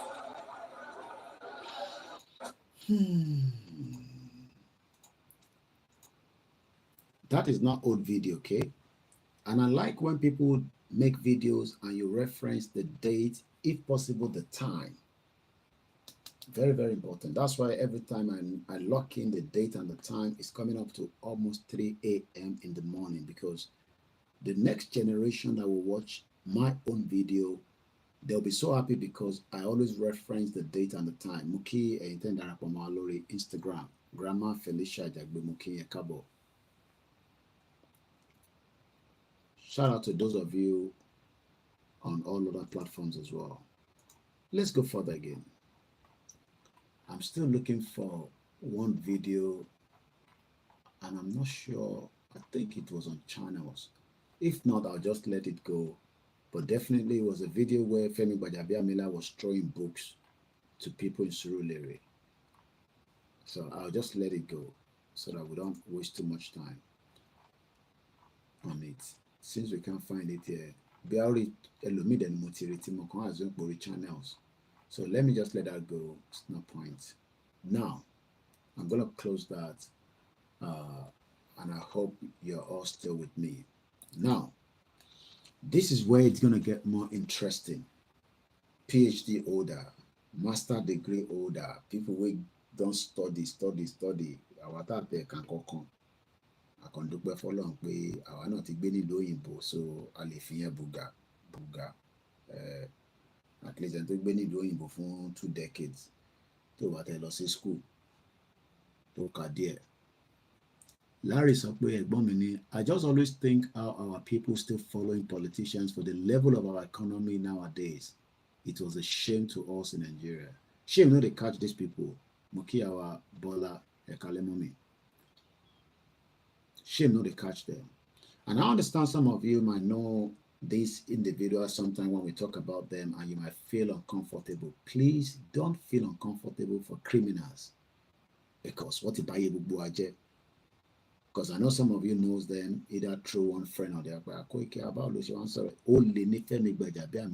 As far as I'm concerned, his record in America proved that to me. Not that everybody is perfect, but he doesn't have integrity. Now, let's talk about Farouk Perogi. Good headline, in-depth analysis. What is the solution now? This one don't have solution than just to write. He gave some solution. Don't listen to IMF, don't listen to World Bank, okay. But Nigeria is no longer visibly working. Let's read the article by Farouk A. Perogi. And it goes like this. The slaring torment that everyday folks are going through in Nigeria right now is so dear, so unbearable, extreme, unexampled in its rawness that even diaspora Nigerians like me, who live tens of thousands of miles away from home, can feel it, not just viciously, but also experientially. Just make a break them down because this Oyibo too much. It's just saying to start with that wàhálà tó ń bẹ nínú Nigeria àwa tá wà nílùú òyìnbó gan feel it. Not everybody in Nigeria will ask for help from the diaspora because they're doing very well as well. But they're doing very well is now becoming, they're not doing very well because economy is taking away the little that they have. So some of them, and look, not everybody within Nigeria go ask for your money. And I'm not joking. Either na drug money, clean money, politician money, all kind of money goes in Nigeria. Spiritual money, ritualist money, 419 money, kill somebody, sleep with somebody's wife, do yahoo, whatever na money for there. Nigeria is a country where all the money goes. So it's just starting to say that those of us that are now looking after our people back home, we can feel it. I am 6,000 kilometers away from Nigeria, but I can tell you that every 10 calls that will come through, if I boil it down and bring it down, at least 3 of them need help. Maybe not urgent help, but the future help. Busy,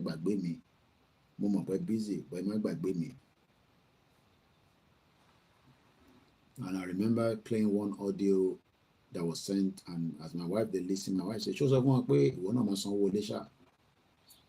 let's go further. The unending streams of requests for help to meet the most basic obligations of life. What are the basic obligations of life? You want to have a place to put your head. Is a place. The first thing is shelter. Because any shelter, you are likely to be in danger. So shelter is very, very important. In Nigeria, one place or the other, but conducive for. Is it the kind of house that human beings should be living in 21st century? Ṣírú àwọn ilé tí bàbá Jákàndé kọ́ làwọn èèyàn wá ń gbé nínú ẹ̀, because ilé tí grandma tèmi tó achieve láti gbà nígbà tó máa kúrò ní Ìbàdàn tó wá gbé lÉkòó, it was a 2-bedroom apartment in Adeniji Adele, phase 2 precisely. Gbogbo bẹ̀yẹn ti di ìràlẹ̀ràlẹ̀ nísìn. The standard yẹn ti lọ́lẹ̀, ó ti drop pátápátá, kò sí standard mọ́. I lived with her for about 3 years before I traveled out of Nigeria. And I went back there after 15 years going home.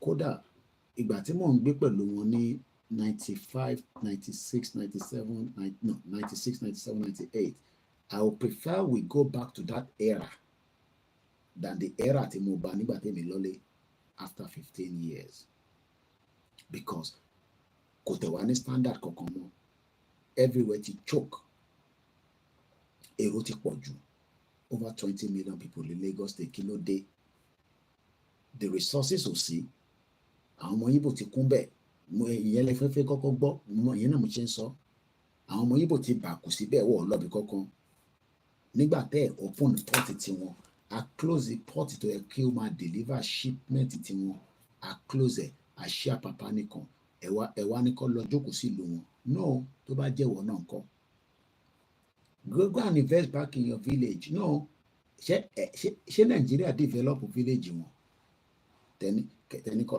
ara Kwara náà sí lẹ́kọ̀ọ́ ṣára Ondo sí lẹ́kọ̀ọ́ àṣàrà àwọn èèyàn tó ń pè ní Mr. Koiki àwa Yorùbá nation ni òun ní ìmọ̀lẹ̀ base Lagos mo wà but ọmọ Kwara ni mí as long as we remain Nigerians every Nigerians have the right to live anywhere ìtẹ̀yìn ọmọ nìyẹn but wàá mọ̀ yẹn nígbà tó bá dé ìlú òyìnbó tó bá bí bàbá àti ìyá ẹ̀dá ìwọ sọ pé àwọn tẹjọ́ ń gbé bófin gbé pẹ̀lú wọn wá sọ fún ẹ pé níbo ni wọ́n ti wá ìwọ náà àjòjì nìyẹn you are a foreigner you are mumu don do so this tá a máa ń sọ pé àwọn ọmọ Ìgbò ti gbalẹ̀ wá wọ́n ti wà pẹ̀lú wa yes tẹ bá fún wọn láyè wá tàbà bẹ́ẹ̀ wá tà yẹ àwọn ọmọ Ìgbò but what we are saying is that for us to control the immigration for us to control the narratives a lè sí nínú Nàìjíríà o the more tẹ́ bá wà ní Nàìjíríà the more you should prepare for people like them to come and stay and live with us ìyẹn lọ bẹ́ẹ̀ tí bá tẹ̀ mọ̀ pé àwọn yẹn lájẹ̀ndà wọ́n fẹ́ gbalẹ̀ mọ́ wa lọ́wọ́ but àwọn tí Tinubu fẹ́ gbélẹ̀ fún nísìnyí nǹkan kí lẹ́yìn máa ṣe sí yẹn tí gbọ́ do you know that Tinubu àtàwọn Lebanese pàdípàdé ni wọ́n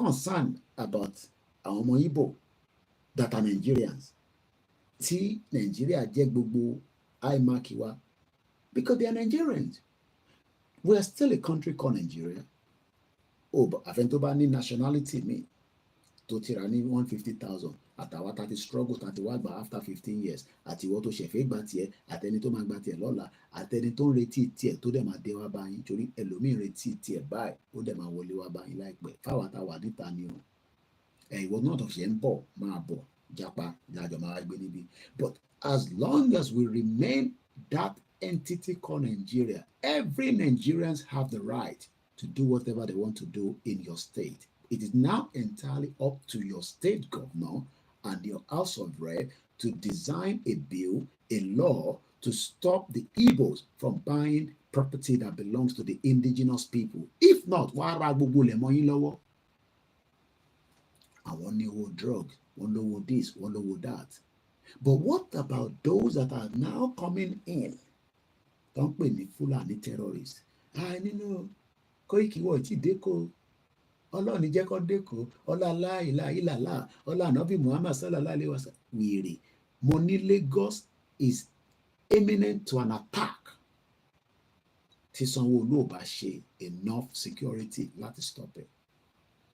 Ìyẹn lọ bẹ́ẹ̀ we now have foreigners àwọn yẹn ti wá rí Lagos as their base àwọn lè máa rí tó máa bó kàkà ọmọ Lagos State wọ̀ bí dá kó yàgbẹ́ sí ojú títì àwọn àjòjì ló ń yàgbẹ́ yẹn torí pé wọ́n mọ̀ pé indigenous people kò gbọ́dọ̀ ṣe bẹ́ẹ̀ we now tẹ́ bá nírọ̀ ni mò ń pa nígbà tí ilé tó wó ní Nàìjíríà àwọn wo lọ́nà gbà sínú ilé yẹn tó ń ṣiṣẹ́ nínú ilé yẹn kí lórúkọ bọ̀bọ̀ yẹn tó náà kú kọ́ lọ́n fọ́run kẹ́ ẹ̀bẹ̀ rántí ilé tán ní kó má kọ́ tó àdì blọọkì mọ́ ìlú wèrè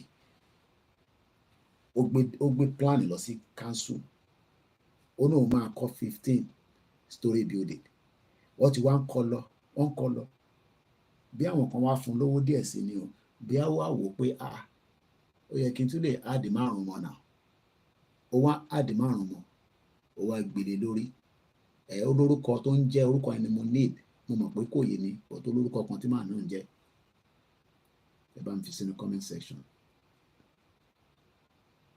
Àìtí parí tí mò ń ka yìí, mo kàn ń try láti ṣe more analysis lé lórí. Àní Nigeria is a fraudulent country. Ìlú òfò ni.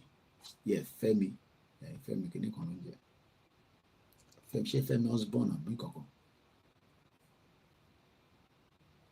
Sọ pé mi máa ń ṣe visa UK ni. Ṣebí mo wà ní máa ń sọ pé mo ń ṣe visa UK. Ẹ má yẹ kí èèyàn kan máa lọ fraud yìí. Tẹ́lẹ̀ ìfẹ́ visa UK. Má lọ wá visa UK yìí sí ibi tẹ́ ti máa wà. Má jẹ́ káwọn boy kan kán láti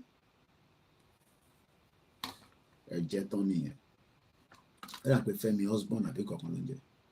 Ó tún wá gbé ilé, another 5-story building. Ṣé mọ̀ pé nígbà tí ilé yẹn dà wó, òṣìbọ̀nà bẹ́ẹ̀ ni yes. We realize that àwọn tó ń bá ṣiṣẹ́ nínú ilé yẹn, they are not Nigerians, they are foreigners. Torí kò fi san tax. Kò san tax now. Because those people now died. Lèmi family àròpò ṣì wà lẹ́kọ̀ọ́ ṣiṣẹ́ wọn ni mọ̀ kò ti kú sábẹ́lé. Because they don't have any record. Èmi àti olóyè débì kan, àwọn tá a bá níbẹ̀, they are not àwọn èèyàn tẹ̀ ń ṣe Nigerians. Wọ́n dẹ̀ ní document tó sọ pé wọ́n gbọ́dọ̀ máa wá kùsà. Kò ń ṣe ibì kan, kò ń ṣe ẹyọ kan, kò ń ṣe ibi méjì. Ìbáwá la fẹ́ gbé ní city, àwa la fẹ́ lọ gbé ní city, àwọn yẹn gbé níbi tí resources wà, ibẹ̀ ló ń sùn, tó ń jí, tó ń yàgbẹ́, tó ń jẹun, tó ń mu. Tílẹ̀ bá mọ́, wá ṣiṣẹ́, wá kó sínú truck, wá drive ẹ lọ. Tó bá dalẹ̀, wá sùn. But èmi àti yín wá ń struggle láàrin Èkó, àwọn wà nínú resources area wa. Ṣèbí ẹ lọ gbọ́ bàbá wa Oríyọmí Hamzat, táwọn ará ilé àwọn àdúgbò kan ní àwọn kan ń gbọ́ generator tó ń dún gbìgbìgbìgbì gbàgbàgbàgbà. Ìgbà táwọn débẹ̀, wọ́n gbálẹ̀kùn títí wọ̀ dá wọn lọ. Àfìgbà tọ́lọ́pàá dé, kí lọ́nà ṣe ń bẹ̀? Illegal mining.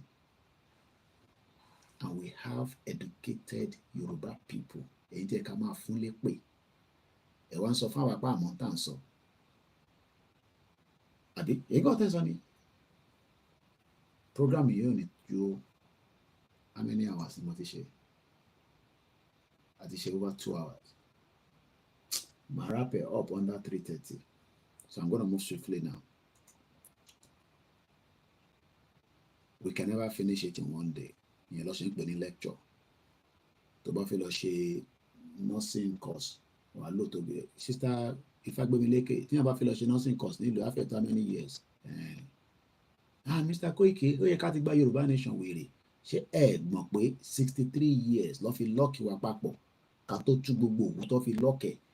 Nítorí àdẹ̀fẹ́jà, torí ọmọlúàbí ni wá, àwọn ń jà, kò sógun, kò ní sí ìjà, kò ní sógun láṣẹ Èdùmàrè. Ẹ sàmì lé lórí, àmì tó dénúlé. Ẹlòmíì dẹ̀ máa retake exam. Mo rántí ọ̀rẹ́ mi kan. Àṣé tíyàn bá tẹ̀ fail nígbà yẹn kò mean anything. Ìlú òfò. Bíyàn bá fail tó bá fẹ́ repeat class, ẹlòmíì máa ń commit suicide, kò ní padà wá sí school yẹn mọ́. Ó rán ọ̀rẹ́ mi kan tó repeat class. Àánú wa wá ń ṣe. Àṣé kò jẹ́ kó rí bẹ́ẹ̀. Because kò mean anything. But nítorí pé stigma oríṣiríṣi wà nínú ìlú òfò yẹn. Ta ló repeat class? Kò sẹ́ni tó máa sọ pé òun repeat class. But nílùú yìí, tó bá sọ pé kò repeat class, inú àá máa dùn ni. Because that means pé wàá lè ní understanding kan tó ní kò ṣe. And that's why there's so many fraud in different level of the government, from the top to the bottom. Ìlú òfò. Ìlú tá máa kí n tó lọ síbẹ̀ lálẹ́. Kò ní síjà láṣẹ Èdùmàrè. Èmi ò lè ṣàmìyàn dénúlé. Let's go further. The lower classes, ẹ gbọ́ bíbáyìí. Ta ni lower classes? Èmi àti ẹ náà ni. Àwọ̀ òrówó petrol dollar nísìn. Àrówó petrol dollar. Mo kí ìyá tó bí mi lọ́mọ. Mo kí ìyàwó mi. Mo kí àwọn ọmọ. Mo kí àwọn ọmọ tó ń bọ̀ àtàwọn tó wà nílẹ̀. Àwọn ọlọ́mọ púpọ̀. Àwọ̀ òjẹ́wó petrol dollar. So àwa ni lower classes. Àwa lájọ ń búra wa lórí social media. Òrórí ẹ̀ bó ṣe rí. Ṣé wọlé ẹ̀kọ́ máa sọ fún wa pé a máa pín Nàìjíríà? Wèrè. Òórí owó dọ́là, petrol dollar. Mọbi tó wà. Èmi àti ọmọbi tó wà kọ́ ń gbọ́ sétí ni. Bí a kì í kà fún ẹ lọ́wọ́. Ṣé ń sáré kà fún ẹ? farabalẹ̀ 2021 Buhari àti Ọ̀ṣínbàjò ló wà ń bẹ àwọn olùṣe olórí burúkú Tinubu wọ́n wó nísìn kò mọ̀ bí tó kówó sí ní 2021 according to the historical data eye epo tata lélẹ̀ o lè kọ sílẹ̀ India àtẹ̀pọ̀ $8.1 billion fún wọn Spain àtẹ̀pọ̀ $2.1 billion France àtẹ̀pọ̀ $2.55 billion Netherlands àtẹ̀pọ̀ $2.11 billion Germany àtẹ̀pọ̀ $1.13 billion Portugal àtẹ̀pọ̀ $1.05 billion Indonesia àtẹ̀pọ̀ $1.93 billion Italy àtẹ̀pọ̀ $1.74 billion Poland àtẹ̀pọ̀ $887 million Singapore àtẹ̀pọ̀ $724 million Thailand àtẹ̀pọ̀ $669 million China àtẹ̀pọ̀ $1.02 billion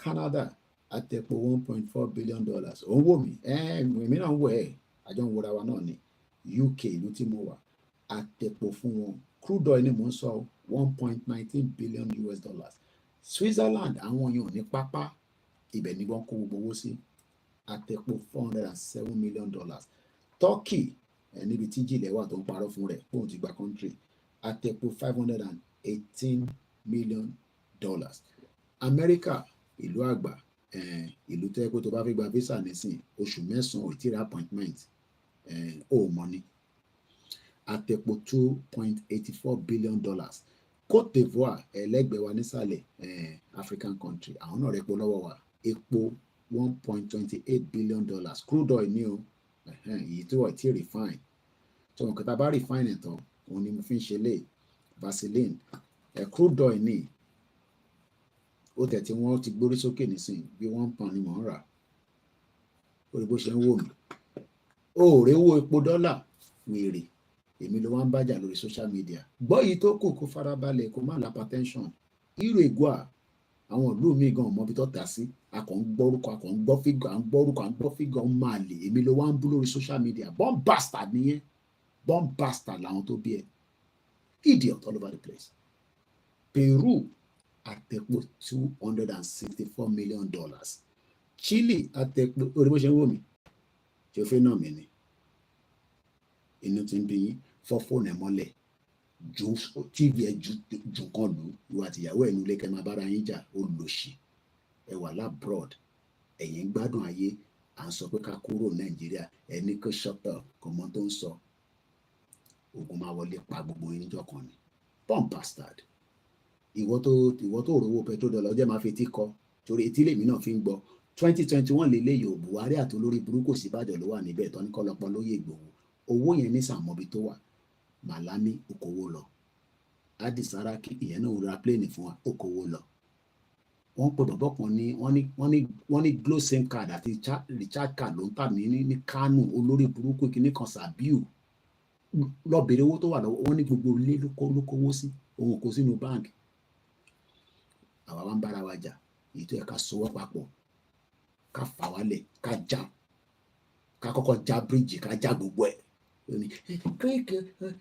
we must love Nigeria olóṣì wàá gbọ́ yìí tó kù kó má la hypertension Australia àtẹ̀pọ̀ $69 million fún wọn ó ti fẹ́ Togo tó bá gbé Nigerian passport débẹ̀ wọ́n á yìnbọn fún ẹ wọ́n rẹ̀ pọ̀ lọ́wọ́ wa so next time tó bá ti lọ sí Togo sọ fún wọn pé Koiki ni I have the right to be here ẹ ṣáà rẹ̀ pọ̀ lọ́wọ́ wa ní tẹ́pọ̀ fún ẹ mọ́ ṣé ìwọ ọmọ ibi tó ń kówó sí wèrè Togo $430 million Senegal èrè bó ṣe ń wò mí Africa náà rẹ̀ pọ̀ lọ́wọ́ àkọ́mọ́ ibi tó kówó sí ni wọ́n rẹ̀ pọ̀ $460 million Ghana àwọn yẹn tẹ̀tí lé wa dá àwa la ní kọ́ máa lọ ń jẹ́ òní Ghana must go àṣírí return match ń bọ̀ nísìn ní Ghana wọ́n lé anybody dànù ni àwọn náà rẹ̀ pọ̀ lọ́wọ́ $103 million Czech $11.8 million Sweden $427 million Gibraltar $430 million Denmark $231 million Belgium gbogbo kòkó àwọn yẹn tún máa ń ra kòkó lọ́wọ́ wa ọmọ sweetie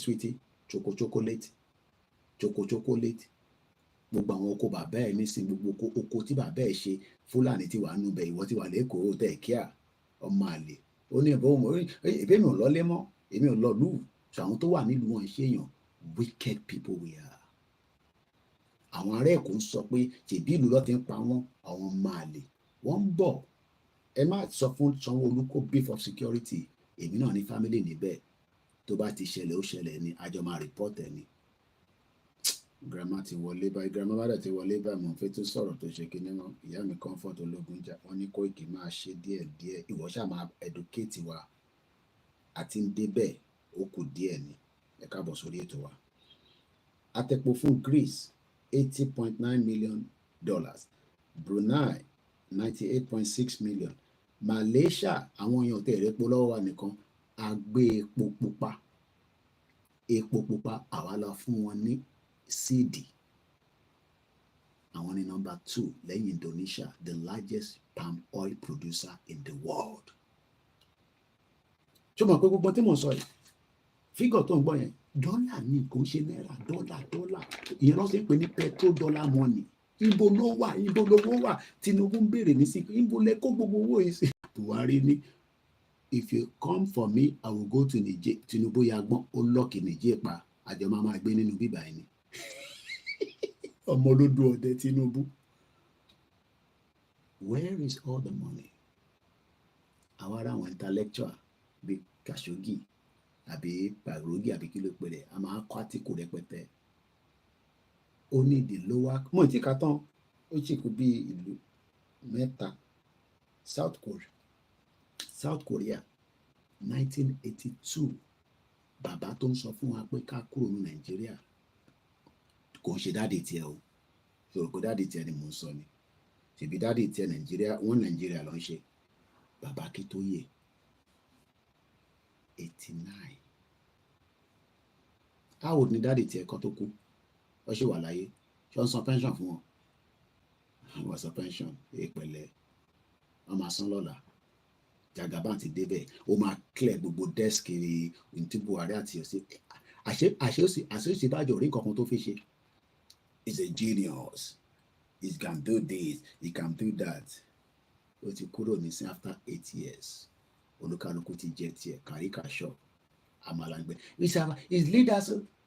is the leader problem o is the leader problem o leader problem vote fún Sowore èèyàn máa lè leader problem ṣèbí òun lọ́tún tó ń dúpẹ́ fún Gbajabiamila ní àwọn ọmọ Surulere tó bá bí kanú yín dákẹ́ sọ fún mi pé nǹkan kan ṣẹlẹ̀ ní Surulere ká bá yín announce èpèlẹ́ máa gbà lẹ́nu mi ẹ jẹ́ kí nǹkan kan ṣẹlẹ̀ ní Surulere kẹwàá ní lọ sọ fún Koiki kó bá yín announce lórí social media èpèlẹ́ máa gbà. Chinese Taipei wọ́n rẹ̀ pé $180 million. Israel àwọn yẹn ti pààyàn tán ní gbogbo Palestine òkú ti sùn lọ báyìí over 30,000 people ti kú.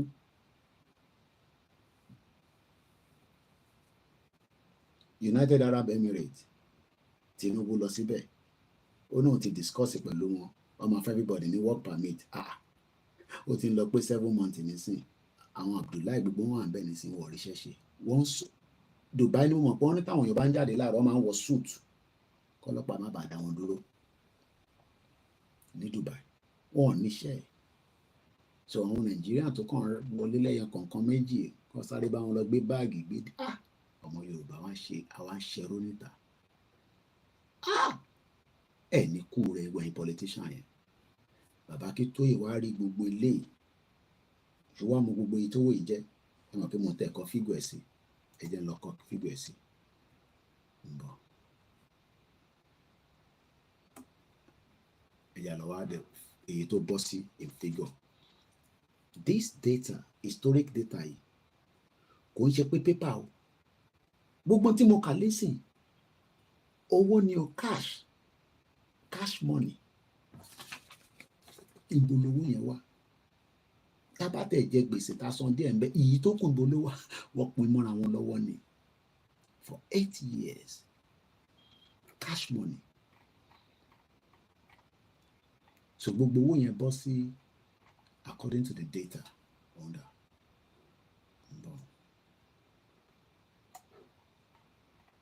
the historic data of 2021 òun lè lé àwọn tó wà lórí Koikimedia lè rí nǹkan tí mò ń show yìí nísìn because orí software ni mo ti ń show ẹ̀ ó ti tójọ́ mẹ́ta ẹ ti miss àwọn kan báyìí èmi náà ti miss ẹ̀ gbogbo ẹ̀ wá bọ́ sí ìṣirò $41.8 billion. In 2021, the total sales of the crude oil was to the value of 41.8 billion. Níbo lówó yẹn wà? Where is the money? Níbo lẹ kówó yìí sí? Níbo lówó yìí wà náà? Àárín kankan ṣe sí. Ẹja padà sọ́dọ̀ Àtíkù tá ń kà lọ. The lower classes. Our lower classes tá a mọ̀ bí tó wó wà. À ń bára wa jà gídígbò lórí social media, à ń búra wa, à ń tẹ̀síra wa lójú. Èyí tí ẹ ká kọwọ́ papọ̀, ká lé wọn lọ. Ìdábà lè jòkó fúnnu wọn, ká fòkò lé. Torí à níbọn, a lè mú òkò, akọ òkò tó dá. Àwa bí 5 million, tá a bá bọ́ sójú títì ní Lagos State, I shut everything down. I ground gbogbo Lagos State. Ìyá kúkú ń jẹ wá sọ kí ni àwa ìbíyàn kan ló ti wá lórí láìrọ́ nísìn. Ó ní Mr. Koiki fún mi lówó owó kọ̀ wò ni ẹ lọ bá politician. Ó ti sá lọ nísìn, àtúntò lọ sọ́nà that platform. Torí pé ìlú ibi tó bá ti ń ṣe free gift, free biz lọ wá. $41 billion was the sales of the crude oil. Oh, gbọ́ rí tẹ́lẹ̀ àbí ẹ̀wọ̀n ló ń gbọ́ nísìn. That was how much sales we made. Over $41 billion. The new shege, ẹ̀jẹ̀ shege ya. Ẹni tá bá lè support nílé ni. The lower classes are sinking deeper. Hey! Ṣẹ́ra wa tá wà níta. Mindset wa the same thing ni. Ó kọ̀ jẹ́ pé àwọn kan ṣe ń sọ pé yẹn APC ní Jagaba, mo ní no problem. Sister mi pàdé mi kan pè mí. Ó ti pè fóònù mi, ó tó pè kejì. Mo á pè wọn padà. Wọ́n ní Mr. Koiki. Àwọn tó bá lè mọ̀ yàn dáadáa. Wọ́n ní Mr. Koiki. Ìyàwó mi ni. Ó bá lọ dárúkọ yín pé Mr. Koiki pé ọmọ ń gbọ́ Yorùbá nation. Ẹ gbọ́ Yorùbá nation kẹ̀. Ó dà pé ìyàwó yẹn ṣẹ̀dé láti Nàìjíríà ni. Wọ́n á fi proof pé Koiki yan tòun láyé alálùmọ́lẹ̀ ká tó bẹ̀rẹ̀ Yorùbá nation. Àwọn tájọ́ ń wọ̀ gbòòrò kiri. Ó ṣe pè mí ní èmi wọn àgbékọ̀ bí ṣe wá pé padà bá inú ẹ̀dùn gan. Ìjẹ́gbẹ́ sórí fídíò kan ni wọ́n á kí sísá yẹn. Ṣáàkì mi dáadáa ṣé a sọ iná sọ̀rọ̀ briefly. Mo kí gbogbo ẹ̀yin tèmi gangan láyé alálùmọ́lẹ̀. Mo ní Nàìjíríà nígbà tèmi máa sọ̀rọ̀ lọ́sàn-án èmi ò tíì ra Àtíkù yìí mo ṣẹ̀rí lálẹ́ nígbà tí mo jí ni mo kà délẹ̀. Mo ní Nàìjíríà Titanic tó ti sink ni. So ọ̀nà wo ni gbogbo òyìnbó tí Gbajabiamile àti Tinubu ọ̀nà wo ló fi ṣe tó fi pull it out kí ló fi lò tó fi pull it out owó tiwa tó wà èmi òkúkú lówó tó pọ̀ nínú àkáǹtì mi nílé gbogbo owó tó wà ń bẹ̀ kò tó $200 kọ́ṣà bẹ́mi tẹ convert sí náírà kí n rówó send kí n rówó lò ṣẹ́rẹ́ ìtẹ́ ní $10,000 $20,000 lákàǹtì domiciliary àkáǹtì wọ́n wọ owó yẹn tán délé ó kù díẹ̀ ni ẹ má tètè wá bẹ ṣe máa move owó yín.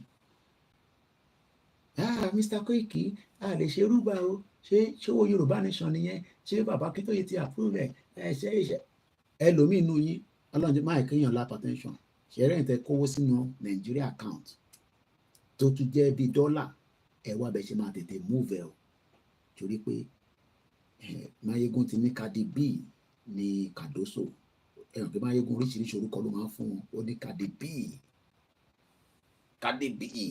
àbúrò mi ẹ̀gbọ́n mi dáadáa wọ́n máa tọwọ́ bọ owó yín o èmi kúkú lówó níbẹ̀ $200 every time ti bá ń wo $200 mo ti fẹ́ move ẹ̀ bọ̀ paperwork kan ní kì í ṣe àṣẹ́ni kò yé mi so mo fi sílẹ̀ ń bẹ̀ but ẹ̀yin tẹ́ níbi $5,000 $10,000 ẹ jí lára ọjọ́ kan náírà lẹ́ máa bá nínú àkáǹtì yẹn ọlọ́mọ akẹ́lẹ́ mi ní high blood pressure ìlú òfò gbogbo owó dọ́là tó yẹ kó lò gangan wọ́n ti pè mọ́ra wọn lọ́wọ́ ó wá ní ká padà sórí Àtíkù yẹn torí time torí ọjọ́ náà pẹ́ lẹ́fẹ̀ẹ́ ká parí ètò yìí ní aago 3 gan ti fẹ́ lò aago 3 àbọ̀ but lórí clock mi ní bíbá mo ṣe ní 20 minutes. Àwọn sọ fún yín pé òyìnbó ló ń control economy bí bàbá mi Olúṣẹ́gun Adéláyè ṣe sọ. Ní Koiki báwo ni wọ́n ṣe mọ̀ yẹn? No, mo fi kẹ̀lẹ̀bẹ̀ sójú ni. Mo gbowó dọ́là tá ń pa UK mọbi tó wò yẹn kọjá lọ nítorí pé àwọn gangan ni engineer tó wà behind bí a ṣe ń gba owó yẹn. Ìyẹn ló ṣe máa ń lè trace owó yẹn lọ síbi tó yẹ kó lọ àti ibi tí kò yẹ kó lọ. Petrodollar ló ń pè. Èmi àti ẹni sìn akọ̀hún struggle. Kọ́lọ́run jẹ́ kọ́lọ́run fọwọ́ wa sókè. Nàìjíríà yẹ kó máa sanwó fún wa as a diaspora níta ni, kó máa fún wa ní benefit. Kò fún wa ní benefit kankan, àwa la tún wá fẹ̀yìn ní benefit. Torí owó tá à ń send sí yín sílé benefit ni. Ẹ̀tọ́ wa fẹ́ lómi ní 10,000 á tún ní kò tó. Orí ò pé èlò ní owó iṣẹ́ tó ń ṣe ní every month. Wọ́n ti san salary fún yín náà. Idiot all over the place. Ẹ jẹ́ àkàǹkàfíkà ká tó máa lọ́lé. The lower class. Ṣé YouTube yẹn èmi mọ́nà pé mo like ẹ̀. Ẹ tó bá mi comment lẹ́ẹ̀kan sí. Ṣé ó torí Koikimedia ni mo sọ. Ṣó clear. Ibẹ̀ ni mo ti ń ṣe gbogbo tí mo ń ṣe lálẹ́ nísìnyí. Ṣó clear. Ṣó TV mi gbẹ̀mí bá wọ̀ pa. Náà pé settings yẹn wà okay. So a lè máa lo laptop yìí nìyẹn. Ṣó clear dáadáa. Lórí Koikimedia ni o, not orí, because ẹni tẹ́wà lórí the other one phone mo fi ń stream. Ó clear pa. Okay, so màá adjust ti bíbá yìí náà. Olakunle it is clear. Mo ti rí comment ẹ̀. Okay, very good. So mo ní touch ẹ̀. So màá ra fi settings ẹ̀ sílẹ̀ bẹ́ẹ̀. Because àti rojú tu alien way mi. Mo kí gbogbo ẹ̀yin tẹ́ ń bá wa follow it on a Great Yoruba Nation. Mo kí bàbá mi Ọmọtọ́lá. Mo like ìfìlà tẹ́ dé yìí o. Àwọn fìlà bíi cowboy. Ta ló kọ in tí mò ń kà in case, and I won't interrupt anymore. I will read it through as much as possible quickly. Wọ́n pe bọ̀bọ̀ náà ní Farouk Tarogi. Gbogbo àwọn ilé ọmọ ń submit ìkọ fún Sahara Reporter ni. So let's read further quickly. The lower classes are sinking deeper into so depressing depth of poverty, despair, and hopelessness, and the middle class is so hobbled by economic crunch that it is disappearing faster than the soap bubbles. The lower and the middle classes are now united by a common sensation of emptiness, agony, and anxiety for the future. Every day is worse, less hopeful, more precarious than the previous day for most Nigerians. So in terms of pé when the worst, jẹ́ kó dọ̀la wà rí ẹ pé ó tún worst ju bó ṣe ju tàná lọ. Ìyẹn làwọn kan ṣe tí ń dúpẹ́ fún Buhari pé ó dà pé ibi fóònù ìmúdẹ bọ̀bọ̀ kan ṣe fídíò ó ní òkè inú bíbá iná ló wà. Mo ń bọ̀ bí abíbá bí mo ṣẹlẹ̀ sí bíbá. Ó ní Buhari ti gbé lọ́ọ̀fù lọ. Mo kí yí ìjọba ìta lò. Ó dà pé mo gbọ́ rí. Ó dà pé fídíò yẹn láti wà ní bíbá. Ó ní President Muhammadu Buhari ó ti gbé lọ́ọ̀fù lọ.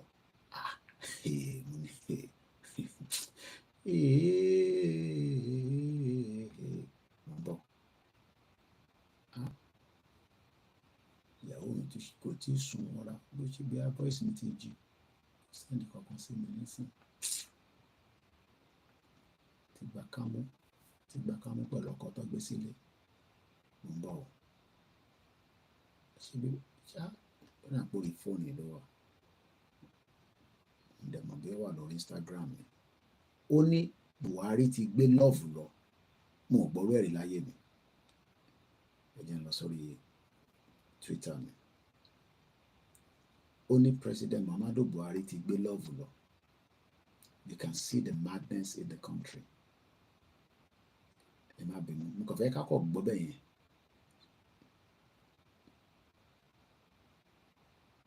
Mo kí gbogbo ẹ̀yin tí ń ṣe ọjọ́ ìbí àtẹ̀yin tẹ́ máa ṣe. Wàsíù náà ti kọrin. Excuse me. Barika. Ó ní Buhari ti gbé lọ́ọ̀fù lọ. Mo ń bọ̀. fi lọ wá fídíò yẹn fún wa ni frustration bàbá yẹn sọ̀rọ̀ nípa pure water pé kí ló dé pé ẹ̀hẹ́n ò lélẹ̀ ẹja àjọgbọ́ nísòro àlàyé wọn nísòro gbogbo iná kúkú fẹ́ trend ni ìyàwó mi nípa everybody ló ń ṣe content creator. kí ọ̀tá ń sìn ó ti di méjì báàgì méjì 500 kí ló tún ṣẹlẹ̀ èwo ló tún ṣẹlẹ̀ báyìí kí ló tún kọ pure water omi tá fi ń dáná. mo like bí bàbá yẹn ṣe bẹ̀rẹ̀ kí ló tún ṣẹlẹ̀ wèrè ṣé wọ́n mọ̀ pé mẹ́wàá ti ṣẹlẹ̀ tẹ́lẹ̀ ni ṣe ẹ lómi tẹ́lẹ̀ ni ẹ lómi náà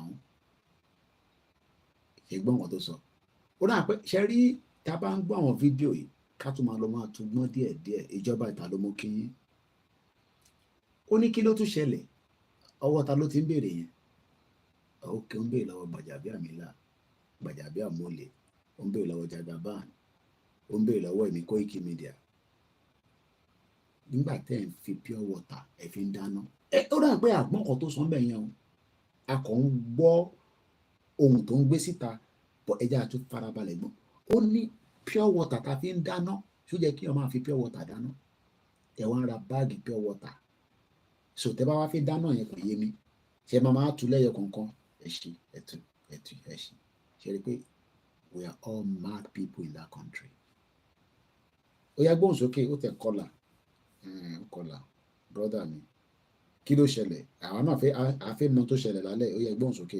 omi tá fi dáná kí ló dé pé gbogbo nǹkan báyìí ìnira ti pọ̀ jù ìnira pọ̀ jù Lagos State kí ló ṣẹlẹ̀. àwọn ọmọ Ìgbò ló fà o àwọn ọmọ Ìgbò ló fa ìnira yẹn o àwọn ọmọ Ìgbò ni àwọn ọmọ ìdíkà ikọ̀ ìdíkòókò ìyá gbóhùn sókè. ẹ̀ka pure water láti inú mọ́tò méjì 500 méjì báàgì méjì 500 láti inú mọ́tò àwọn tó máa tún ta kọ́lé ló máa tà. kí ni kàn wọ́n pẹ̀lú ẹ̀wọ̀n tó fẹ́ tún ta ra tọ̀dọ̀ tiẹ̀ kó yé máa complain láti inú mọ́tò méjì 500 ó jẹ́ 250 ṣé ọ̀dọ̀ tiẹ̀ 250 àwọn kan ti send message mi pé Koiki má dá láyé ẹ̀ lóhùn 300 lèmi rà lọ́dọ̀ mi ò mo ní ẹ̀ ṣeré jàre àwọn kan tẹ̀ ní 350 làwọn rà òun sì ń ra ní 250 ló ń complain take your time o àlàyé take your time yàgbọ́ ìtókù. kí ló pé ìnira á pọ̀ jù ní Nàìjíríà ìnira ti pọ̀ jù. Khashoggi sọ nísìn àbí Farouk ẹgbọ́n kan tó sọ kí n padà sẹ́yìn kí ló sọ ó ní the lower classes àwọn mẹ̀kúnnù náà pè bẹ́ẹ̀ the lower classes we are sinking deeper kàkà ká máa lọ sókè and sink ni but àwọn kan ní Koiki má wọrí Jagaban àwọn àmbẹ ìwé máa ìwọ́gàn wálẹ̀ ti pọ̀ jù lọ́sùn jàre kó yé òníyàwó nulẹ̀ mi mo ní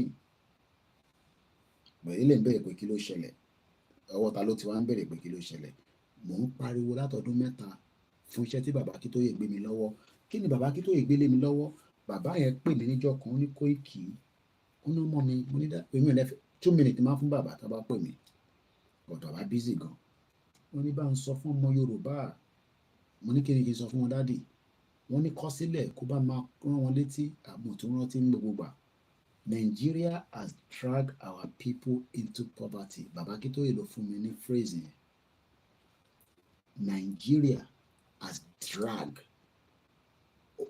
ẹni tó ò fi lọ ó drag ẹ ìdí tá a ṣe máa drag yín jáde ní ẹjọ́ ọmọ àlè nìyí bomb bastard ìwọ tó ń sọ pé ká keep Nigeria kò ní dá fún ẹ ṣé o mọ̀ pé ó ń drag ẹ ni ó drag ẹ wọnú ẹ so èmi gbọ́dọ̀ drag ìwọ náà jáde tí o tí ì bá drag ẹ jáde ó máa sink gbogbo wa ẹ̀yin ń wo ilé ni èmi ń wo future lóòótọ́ Tinubu wà níbẹ̀ àbájá àkọ́nífẹ̀ẹ́ ni torí pé ohun tóun ṣe yẹn tó bá parí ẹ̀ olórí burúkú nọ́dánà kan jókòó nísìn tó ń dúró pé kọ́lọ̀ bá mú Tinubu kó má gbéjọba sílẹ̀ tó bá di 2031 àwọn nọ́ọ̀tì náà ń dúró àwọn náà máa sọ fún pé tó bá bí dá kó má gbéjọba sílẹ̀ ṣèbóun náà sọ fún Buhari èmi ló kàn Buhari tó bá gbé fún mi máa bà wọ́n jẹ́ ṣẹ̀rí pọ́rọ̀ yẹn ó deep there because Tinubu nísìn tóun náà bá tètè ṣe tẹ́ ń fẹ́ torí fẹ́mi kò sí nǹkan kan tó fẹ́ ṣe. Tinubu is not going to break up Nigeria. That is my own take. Tó bá ṣe, yes, I'm accept it. But for now, I don't think he has what it takes to do it. Ó dẹ̀ lè ní lọ́kàn, but kó tètè activate it.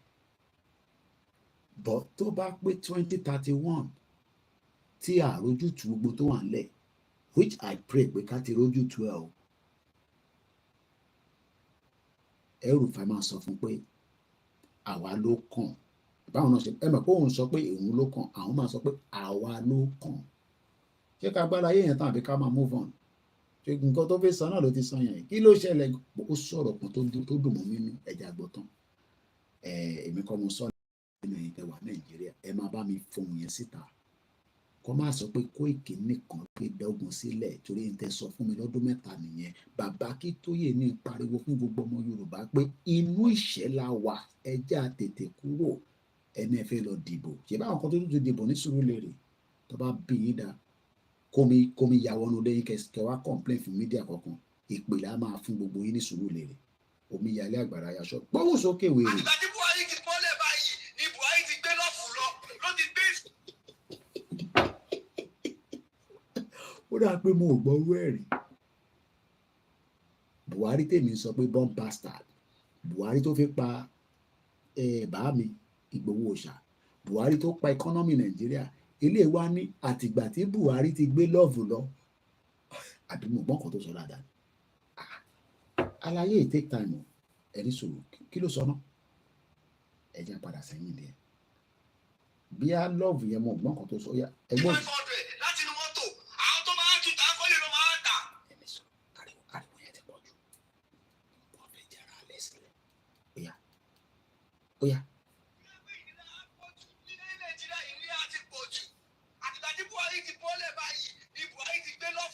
Ókè mo gbọ́ dáadáa ni o. Martins wọn náà ti jí aago 5:00 bàbá àkókò ṣé bíbí ni kò jẹ́ kẹsàn-án nílé. Ó ní àtìgbà tí Buhari ti bọ́lẹ̀, Buhari táwa ń ṣépè fún, Buhari tó bá ayé jẹ́ tó bọ̀ ọ̀hún jẹ́, Buhari tó kó Boko Haram wọlé. Ọmọ Yorùbá wá ní àtìgbà tí Buhari ti ṣe tán ló ti gbé lọ́ọ̀fù lọ. Ṣe rí i pé we are in problem. Ó ní àtìgbà tí Buhari ti ṣèjọba tán, Buhari ti gbé lọ́ọ̀fù lọ. Was there any love nígbà tí Buhari wà níbẹ̀? Bí ẹ lè rí love, bí àwọn ọmọ Haúsá ló ń fẹ́, bí àwọn Haúsá ló ń bá ṣiṣẹ́ tó fi ń rówó pure water. Ìkan tẹ̀ mọ́tẹ̀ rí kan, àlàyé yẹn ó wà lórí bọ́ọ̀sì báyìí. Mo ti rí tẹ́lẹ̀ rí ìyàwó mi tí wọ́n á sẹ́ ẹ̀wọ̀n pé ìyàwó mi nígbà mi á máa sẹ́ẹ̀dì àwọn kankan náà sí ni pé ó ní òun máa ń ra data fáwọn èèyàn, òun tẹni tó ra data fún yàn mọ́. Ó ní òun má rì, òun ò má rì mọ́. I'm sure púpọ̀ ní wọ́n ti gbọ́ fídíò yẹn. Ẹja gbọ́n tá láyé yìí náà sọ. At least o ti popular lórí social media. Wàá dẹ̀ ti fún ẹ lówó tó máa fi ra pure water. Gbóhùn sókè. Kò sí fẹ́ mọ́, ìnira ayé ti pọ̀ ju epo wọn àsọ̀rọ̀, gàrí wọn àsọ̀rọ̀, gbogbo nǹkan wọn àsọ̀rọ̀. Ṣé bí ọ̀tà omi dáàmú lẹ́tún jẹ́ kó wọ́n omi tó sọ omi tó lọ́wọ́ dá. Bó ṣe pé bóyá pé kínní, òun lẹ́tún jẹ́ kó wọ́n. Níbo la ń lọ lórílẹ̀-èdè Nàìjíríà? Níbo la ń lọ báyìí? Níbo la ń lọ? Tó bá yẹ kó ogun la máa jà tí gbogbo wèrè yìí máa fi sọ. Tó bá yẹ kó ogun la máa jà tí gbogbo ìyà tí àwọn mẹ̀kúnnù jẹ yìí láti ní jẹ́ mọ́. Ẹ jẹ́ ká kúkú jagun. Má sáré lórí yẹn. Aláyé ṣe sùúrù náà. Náà fọhùn lẹ̀ fún ẹ̀wọ̀n. Kí ló sọ lẹ́ẹ̀kan? Oní tó bá jẹ́ ogun la máa jà tí gbogbo wèrè yìí máa fi kúrò lẹ̀. Kájà lẹ́ẹ̀kan irọ́ àìtí ìjagun o. Mo ti bá gbógun lẹ́nu gbogbo ní Nàìjíríà máa ná ilẹ̀ gbà. Kò sí àjà ogun àjọ máa wà nù Nàìjíríà yẹn ni. Ogun bíi ti báwo? Ogun ló sọ di àkàrà àti mọ́ínmọ́ín. Ogun ló sọ di ẹ̀pà àti gàrí. Tí mo yóò yò. Owó ti wà ní 1,800 to £1. Tó bá máa fi the end of February, àdúrà tèmi ni pé ó ti ń slow jù fẹ́mi àní kó gùnkè díẹ̀ kó di 3,000. So that tí bá send owó kékeré sílé, owó ńlá lè máa gbà, wọn kò ní ra nǹkan kan. Inflation ló ń pè ẹ̀jẹ̀ mo yóò yá. Ó nígbà tí Buhari ti bọ́lẹ̀ ló ti gbé lọ́ọ̀fù lọ. so in tó ń sọ nísìnyí pé àgbá kò ní Tinubu ẹ̀rín tó sọ nìyẹn ẹ̀wọ̀n fún wa Nàìjíríà kò ní lè sọ yẹn kí DSS má lọ gbé ẹja kàkà èyí tí ó kù sí.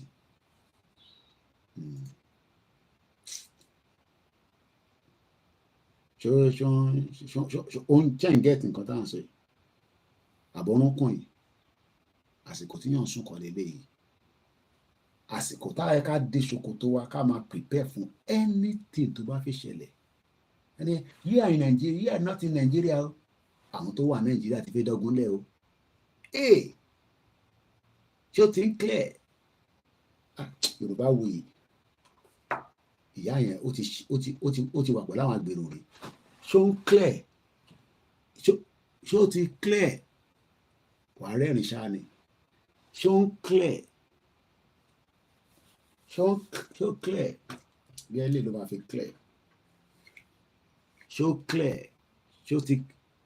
ṣó ti clear níbo ló clear sí Nàìjíríà tó ti sink òyìnbó gan mọ̀ pé ó ti sink everybody ń sá lọ ẹjẹ akan tó kọ tó kù tọ́ka tó máa lọ́lé ní mo fẹ́ ju 2 hours 30 minutes lọ ẹjẹ àpúṣe ibi tó kù sí tàbá kàtán lálẹ́ yìí wọ́n tún lè wà lọ́la.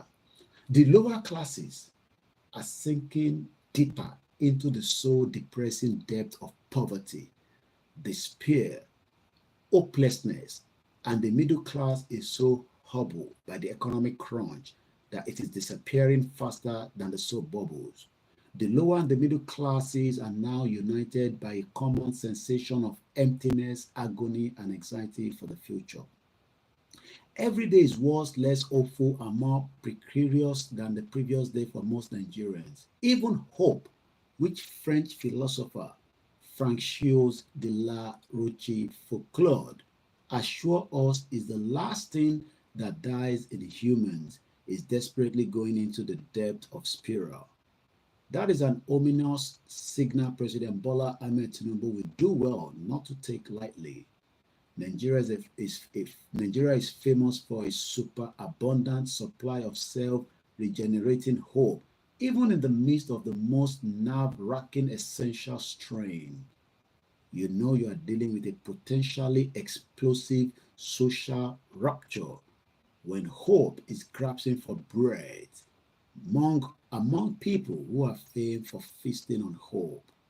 The current state of affairs isn't unavoidable. It is the predictable consequences of the pig-headed pursuit of a renewed policy of subsidy removal from the petrol, the lifeblood of Nigeria. Èmi á máa sọ pé crude oil, the increment of the devil. Kò ní kankan tó ṣe fẹ́ anybody yàtọ̀ sáwọn tó ti jẹ nínú ẹ̀. I sounded an early warning about this a month before Tinubu was inaugurated. In my April 29, 2023 call, báwo ni ṣe máa kọ column nìyẹn o, iṣẹ́ táwọn ilé ìmọ̀ ṣe nìyẹn. But ibi tí mo fẹ́ lò lọ́rọ̀ gbogbo tó kọ ni pé what is the solution? Ṣàkọ máma kọ̀ọ̀kan, a máma sọ̀rọ̀, kọ̀ọ̀kan sọ̀rọ̀. Nobody can fix Nigeria. Ṣé ibi tá máa gbé sí nìyẹn ká bọ́lẹ̀ níbẹ̀? Ẹ padà wá sí full screen mi. Mo gbádùn program tálẹ̀, èmi mọ̀ bí ẹ̀yin gbádùn ẹ̀gbẹ́ òyìnbó ṣe ń gbádùn sìgá. Mo kí ìyá tó bí mi lọ́mọ. Mo kí gbogbo ẹ̀yin bàbá mi olóríire. Ẹ kú àdúró tiwa. Ẹ kú àìfiwásílẹ̀. Torí pé àìfiwásílẹ̀ òun làwọn náà fi ń ta bíọ́bíọ́ báyìí. Torí tó bá pẹ́ ti fi wá sílẹ̀ ni wọ́n ti lù wá mọ́lẹ̀. Nígbà tẹ́yìn náà wá fi wá sílẹ̀, ẹ wá dúró tiwa, ẹ wá pẹ̀lú wa. Torí pé kí ni àwọn jẹgúrújẹrá, àwọn olè, àwọn má jẹ àwọn kí wọ́n ní kọ́ má jẹ́ kẹ́lòmíì ní òun làwọn olóṣèlú yàn. They are all criminals. Criminals tó yájú òun làwọn olóṣèlú. And they know that what they are doing is crime against humanity. Ṣé wọ́n care? They don't care. Ṣé wọ́n ní respect fún yín? Wọ́n ní respect fún anybody. They are the most criminal people you can ever think of. Let us leave Nigeria. Let us wind it down. Let us go our separate ways. We can still be friends we can still be neighbors. We can set up our own independent system that works for each and every single one of us. The present day Nigeria is never going to work.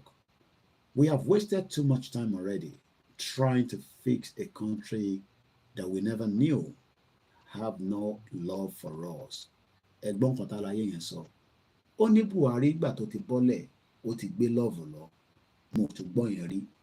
We thought that Buhari was bad, but now many Yoruba people and Nigerians are appreciating Buhari, even though Tinubu kọ́ ló dá gbogbo problems sílẹ̀.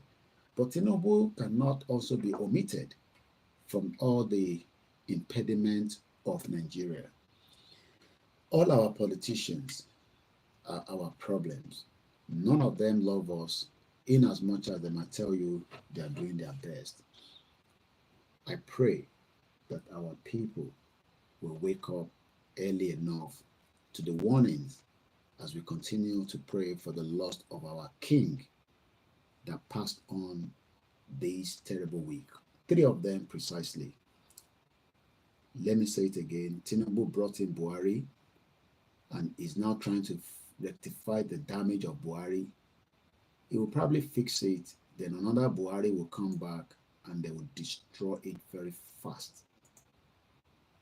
Thank you so much for enjoying the program. I am OLAYOMI KOIKI.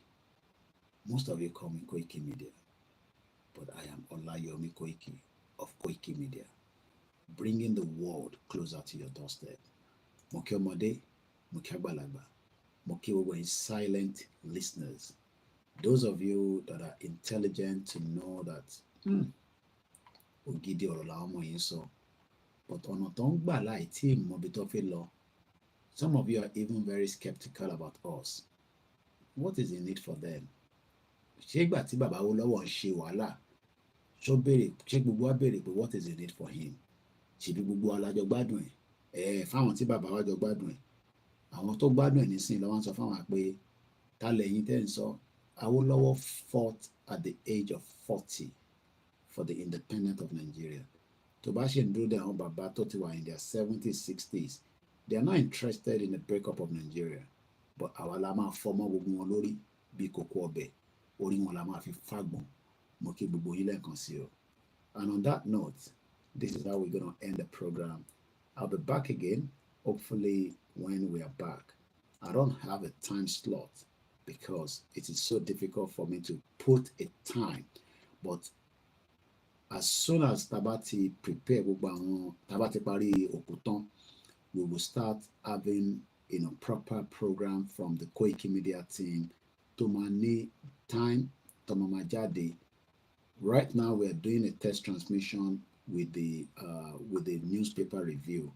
Very soon, Atuma now program me to ekpe Omama Bawa Soro or Shiti. So could imagine voice in the These are Koikimedia team that we have trained. They can handle the program, and they'll be giving you those programs. But there'll also be enough when it comes to, we'll be at Akeredolu's barrier, more Yorubani. So the Koikimedia team will be there. Is Oti join Moti Babawa Ti Afelo fun Yawoni Oshuyi, but we will still be at the Akeredolu event. It's very, very important that we go there and support the family. And on that note, Orayola Masun. Gbogbo ẹ̀yin tẹ́ bá jí, tẹ́ bá bá fídíò yẹn pàdé, ẹ bá wa pín kó kárí ilé. But the only thing tẹ́ kì í ṣe ni pé ẹ ń gbọ́ wọn sáwò. If 500 people are watching the videos at £1 each, lẹ́fín supported, we will be able to do more speedily, fast for this platform. Our agenda and our plan is to make sure that this platform does not go to bed. And I'm sure you know what that means. This platform should operate 24 hours. But that will be subject to if you are ready to have it. And I'll be coming in between that. So it will not stop what we are doing. This Koikimedia for now is dedicated only to Yoruba Nation. But it is also still an international platform that talks about other news around the world. So sometimes you might come across things and say, kí ló ní ṣe pẹ̀lú Yorùbá Nation, bomb bastard nìyẹn, ìwé ẹ̀kí wọ́n gbọ́ pé Koikimedia international platform ni. Ṣé mo sọ fún pé Bọ́lẹ̀ Kájà media ni? I am not a blogger. We are fully operational into media. And we can compete with any media around the world, but we just need your support to be able to do so. So don't hesitate. I know it's very difficult. I know it's tough, but nobody will handle it as we are doing it right now. Bye for now.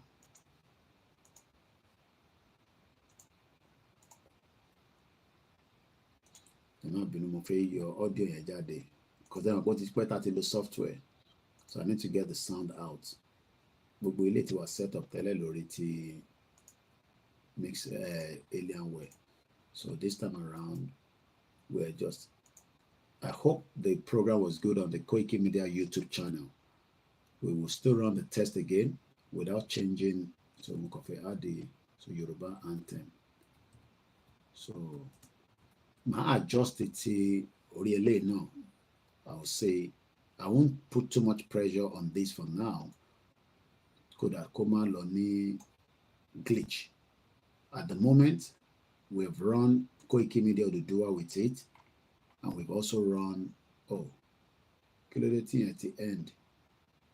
Okay, I don't know what happened there. We lost the Koikimedia to do. All right, that's fine. Not sure what happened there. Okay, we are about to more adjusting Kokolenko. So let's go back and play the anthem, and then I say good night. Odaro.